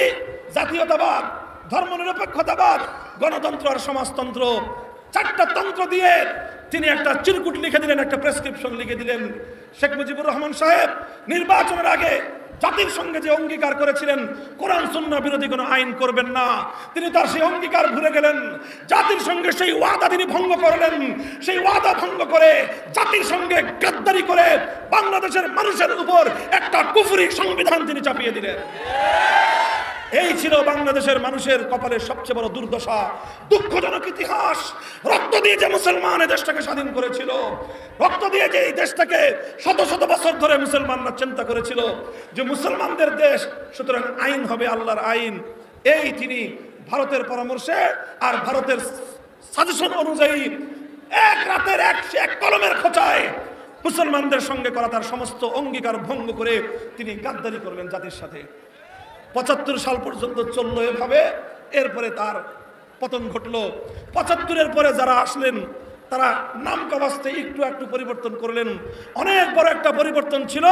সংবিধানের শুরুতে একটা ধারা সংযোজন হয়েছিল যে আল্লাহর উপর অবিচল আস্থা এবং বিশ্বাস হবে এই সংবিধানের মূল বুনিয়াদ। অর্থাৎ আল্লাহর উপর আস্থা এবং বিশ্বাস, ঈমানের পরিপন্থী কোনো আইন সংবিধানে থাকলে সেই আইন বাতিল বলে গণ্য হওয়ার কথা। কিন্তু দুর্ভাগ্যজনকভাবে এক সময় এসে আল্লাহর উপর অবিচল আস্থা এবং বিশ্বাস এই ধারাটাকেও বাংলাদেশের মুসলমানদের সংবিধান থেকে কেটে ফেলে এই সংবিধানটাকে কুফরি সংবিধানের দিকে পূর্ণাঙ্গ ডাইভার্ট করার আবার চেষ্টা করা হয়েছে। আজ এই কথাগুলি আমি আপনাদেরকে কেন বলতেছি দেখেন, শুধু রাজনীতির আলোচনা করা আমার উদ্দেশ্য নয়। আমার মূল কথা হলো আমার জাতির ঈমান হেফাজত করা। আমার মূল উদ্দেশ্য হলো এ জাতির ঈমানকে রক্ষা করা। যদি মুসলমানদের দেশে আল্লাহর কোরআন সম্মত সংবিধান না থাকে, মুসলিম জাতির মধ্যে রাষ্ট্র ব্যবস্থায় যদি আল্লাহর আইন বাস্তবায়নের কোনো ব্যবস্থা না থাকে, তাহলে মুসলমানরা কোশ্চিনকালেও পরিপূর্ণ ঈমানের উপর থাকতে পারবে না। এমন এমন আইন তৈরি করা হয় যে আইনগুলো মানতে গেলে ঈমানের উপর থাকা যায় না। ছোট্ট একটা দৃষ্টান্ত দেই। এই যে মুসলমানরা যখন কোনো সরকার গঠন করে, সরকারের মধ্যে যখন কোনো মন্ত্রী যত বড় আলেম হোক, রাষ্ট্রের বিধান অনুযায়ী তাকে জাতীয় স্মৃতিসৌধে যেতে হয়। আচ্ছা, শহীদদের প্রতি শ্রদ্ধা জানানোতে কোনো আপত্তি নাই, বরং এটা ইসলামের নির্দেশ, শহীদদেরকে স্মরণ করা, শহীদদেরকে শ্রদ্ধা জানানো। কিন্তু শহীদদেরকে শ্রদ্ধা জানানোর পদ্ধতিটা কি হবে? এটা হিন্দুয়ানি পদ্ধতি হবে না ইসলামী পদ্ধতি হবে? কিন্তু আজ একথা বলতে আমার কোনো দ্বিধা নাই। বাংলাদেশে মুক্তিযুদ্ধের শহীদদের প্রতি শ্রদ্ধা জ্ঞাপন করার যে পদ্ধতি রয়েছে, সেটা ইসলামী পদ্ধতি নয়, সেটা ঈমানী পদ্ধতি নয়, সেটা হিন্দুয়ানি কুফরি পদ্ধতি। কোন মুসলমান কোন কবরের উপর ফুলের স্তবক দিতে পারে না, কোন মুসলমান কোন কবরের উপর কোন ফুল দিতে পারে না। কিন্তু আমার দেশে হিন্দুয়ানি সংস্কৃতি অনুসরণ করে, আল্লাহ নবীর সুস্পষ্ট হাদিস লঙ্ঘন করে এভাবেই করতে হয়, এটাই রাষ্ট্রীয় বিধান। এই ক্যান্টনমেন্টের মধ্যে একটা শিখা নির্বাণ আছে, একটা আগুন আছে। প্রত্যেকটা বিজয় দিবস, স্বাধীনতা দিবসে সেই আগুনকে গিয়ে সালাম দিতে হয়। অথচ আগুনকে সালাম জানানো, আগুনকে স্যালুট জানানো, এটা অগ্নি পূজার নামান্তর, স্পষ্ট শিরক। কেন এগুলো কেন হয় বাংলাদেশে? কারণ বাংলাদেশের সংবিধানের মধ্যে মূল ধারাগুলোই হলো কুফরি ধারা। কথাটা বুঝতে পারছেন আপনারা আমার? আর দুটো কথা বলে আমি আলোচনা শেষ করব, খুব লক্ষ্য করে শুনেন। এই সংবিধানের আলোকে বাংলাদেশে একটা নির্বাচন কমিশন আছে। কি আছে? জোরে বলেন, কি আছে? নির্বাচন কমিশন। আমরা তো সকলেই বলি যে হুজুররা সবাই নির্বাচন ঐক্যবদ্ধ হয়ে আসেন, ভোট দিয়ে আপনাদেরকে পাশ করাই দিব। কিন্তু এই নির্বাচন কমিশন যেই ভোট দিয়ে আপনারা ইসলামকে ক্ষমতায় বসাবেন, যেই সরিষা দিয়ে ভূত তাড়াবেন, ওই সরিষার মধ্যেই ভূত ভরে আছে। এই নির্বাচন কমিশন যখন আইন করলো যে নির্বাচন কমিশনের নিবন্ধন ছাড়া এখন আর কেউ নির্বাচন অংশগ্রহণ করতে পারবে না, নির্বাচন কমিশনের নিবন্ধনের জন্য সবাই জমা দিল। জমা দিলে তারপরে কি হলো? বাংলাদেশে একটা ইসলামী সংগঠন ছিল, সেই ইসলামী সংগঠনের নাম হলো ইসলামী শাসনতন্ত্র আন্দোলন। নাম জানেন? ইসলামী শাসনতন্ত্র আন্দোলন। অর্থাৎ আমরা কুফরি শাসনতন্ত্র মানি না, আমরা কি কায়েম করতে চাই? যারা বলেন ইসলামী শাসনতন্ত্র। যেই সংগঠনটা প্রতিষ্ঠা করেছিলেন বাংলাদেশের শীর্ষ সকল উলামায়ে কেরাম ঐক্যবদ্ধ হয়ে, শাইখুল হাদিস রাহমাতুল্লাহি আলাইহি ছিলেন এর প্রধান। তার প্রধান সহযোগী ছিল বাইতুল শরফের মরহুম পীর সাহেব আব্দুল জব্বার রাহমাতুল্লাহি আলাইহি। তার অন্যতম সহযোগী ছিলেন চরমনের মরহুম পীর সাহেব সৈয়দ ফজলুল করিম রাহমাতুল্লাহি আলাইহি। আরেকজন সহযোগী ছিলেন মরহুম হযরত মাওলানা দেলোয়ার হোসেন সাইদি রাহমাতুল্লাহি আলাইহি, মরহুম হযরত মাওলানা আব্দুল গফফার রাহমাতুল্লাহি আলাইহি। এই ধরনের ওনারা মিলে ইসলামী শাসনতন্ত্র আন্দোলন করেছিলেন। কিন্তু যখন এই নির্বাচন কমিশন নিবন্ধনকে বাধ্যতামূলক করলো, ওনারা নিবন্ধন চাইলেন, নির্বাচন কমিশন বলল বাংলাদেশে ইসলামী শাসনতন্ত্র নামে কোনো রাজনীতি চলতে পারবে না। কেন? বাংলাদেশের সংবিধান হলো কুফরি শাসনতন্ত্র, কাজেই সেই সংবিধানকে অস্বীকার করে রাজনীতি করা যাবে না। শেষ পর্যন্ত বাধ্য হয়ে ওনারা নাম থেকে ইসলামী শাসনতন্ত্র শব্দ বাদ দিয়ে ইসলামী আন্দোলন বানাতে বাধ্য হলেন। এটা অনেক বড় দুঃখজনক ইতিহাস, অনেক বড় দুঃখজনক অধ্যায়। এর চেয়ে আরো বড় দুঃখজনক আরেকটা অধ্যায় আছে, আরেকটা সংগঠন আছে, নাম হলো বাংলাদেশ জামাতে ইসলামী। নাম জানেন? দেখেন, এই জামাতে ইসলামীর সাথে আমরা যারা ওলামায়ে কওমি, আমাদের অনেক মত পার্থক্য আছে অনেক জায়গায়। সেই মত পার্থক্যগুলো তার আপন জায়গায় ঠিক আছে, সেগুলো আমাদের মধ্যে মীমাংসা হয় নাই এবং আমরা আমাদের মত থেকে সরি নাই এবং আমরা জামাতে ইসলামের সেই মতগুলোকে ভুল মনে করি এবং আমরা সেগুলোকে ভুল বলেই যাব, এটা আপন জায়গায়। কিন্তু কথা হলো জামাতে ইসলামের নিবন্ধন বাংলাদেশের হাইকোর্ট বাতিল করে দিয়েছে। জানেন? বাতিল করে দিয়েছিল, জানেন এটা কেন বাতিল করেছিল? যে আলেমদের সঙ্গে মতবিরোধ আছে এই জন্য। হ্যাঁ, আরে আলেমদের সঙ্গে মতবিরোধ আছে এই জন্য বাতিল করেছিল না, বাতিল করেছিল একটা কারণে, সেটা হলো জামাতে ইসলামের সংবিধানের মধ্যে আল্লাহর সার্বভৌমত্বের কথা বলা হয়েছে, অর্থাৎ এক আল্লাহর ওয়াহদানিয়াত, আল্লাহর একত্ববাদের কথা ছিল। এই জন্য হাইকোর্ট বলল যে আমার দেশ হলো শিরকের দেশ, এই দেশে একত্ববাদের রাজনীতি চলতে পারে না। মুসলমান, এখনো তোমাদের হৃদয়ে রক্তক্ষরণ হয় না, এখনো তোমার হৃদয় থেকে রক্ত ঝরে না। তুমি আবার নিজেকে মুসলমান বলে নিজেকে খুব গদগদ ভাবো, আহ্লাদিত ভাবো।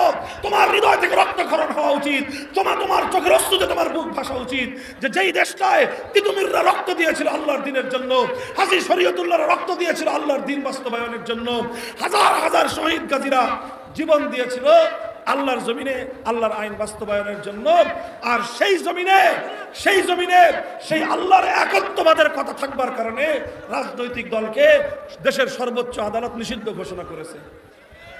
মুহতারাম হাজিরিন, হ্যাঁ, বসেন, কথা বুঝে নাই। একটা ছোট্ট কথা বলে আমি আমার আলোচনা শেষ করতেছি। এই সবগুলো কথা আপনাদের কাছে আমি কেন বললাম? কারণ আজ বাংলাদেশে একটা আওয়াজ উঠেছে, সেই আওয়াজটার নাম হলো সংস্কারের আওয়াজ। কিসের আওয়াজ? সংস্কার করো, পরিবর্তন করো। আমরা বলছি পরিবর্তন চাই, তবে সেই পরিবর্তনটা শুধুমাত্র জাগতিক কোনো পরিবর্তন নয়, সেই পরিবর্তনটা শুধু ভাগ বাটোয়ারার পরিবর্তন নয়, সেই পরিবর্তনটা শুধু হালুয়া রুটি খাওয়ার পরিবর্তন নয়, সেই পরিবর্তনটা শুধুমাত্র ক্ষমতার মসনদ ভাগাভাগি করার পরিবর্তন নয়। আমরা চাই এবার বাংলাদেশে মুসলমানদের এই কথা বলার সময় এসেছে, আমরা আমার সোনার মাতৃভূমিতে আল্লাহর কোরআনের সংবিধান কায়েম করতে চাই।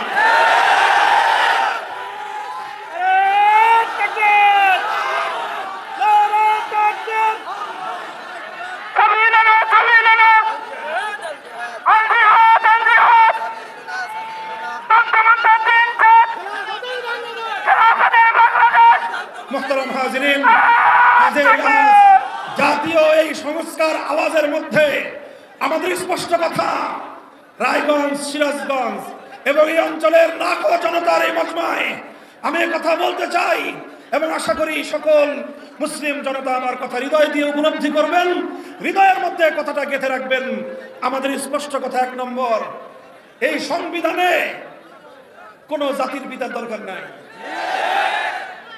একজন পিতারও দরকার নাই যেই পিতা নাকি তার স্বাধীনতা সময়কার প্রতিশ্রুতি এবং অঙ্গীকার ভঙ্গ করে জাতির উপর কুফরি সংবিধানের অভিশাপ চাপিয়ে দিতে পারে, সে এই মুসলিম জাতির পিতা হওয়ার কোনো যোগ্যতা রাখে না। আবার কেউ আমেরিকা থেকে ধার করে সেখান থেকে এনে অনেকজন জাতির পিতার একটা ধারণা নিয়ে আসছে। আমরা বলি আমেরিকান ধারণা, এটা ওই সাগরের ওই পারে রাখেন। আমেরিকান ধারণা অনুযায়ী মুসলমানদের বাংলাদেশ চলবে না। এই জন্য বহু পিতাও আমাদের দরকার নাই। আমাদের একটা কনসেপ্ট আছে, মিল্লাত আবিকুম, মিল্লাত আবিকুম, মুসলিম জাতির পিতা ইব্রাহিম, এটা আল্লাহর কোরআন বলে দিয়েছে। এই জাতির পিতার পর আর কোন জাতির পিতার প্রয়োজন আমাদের না। এক নম্বর কথা। দুই নম্বর কথা হলো, পদে পদে যেন এভাবে আমাদের আল্লাহর কোরআনের সঙ্গে সাংঘর্ষিক কার্যকলাপে লিপ্ত হতে না হয়, এভাবে যেন আমাদেরকে আল্লাহর আইনের বিরুদ্ধে গিয়ে মানব রচিত আইনের দ্বারা যেন আমাদেরকে শাসিত হতে না হয়।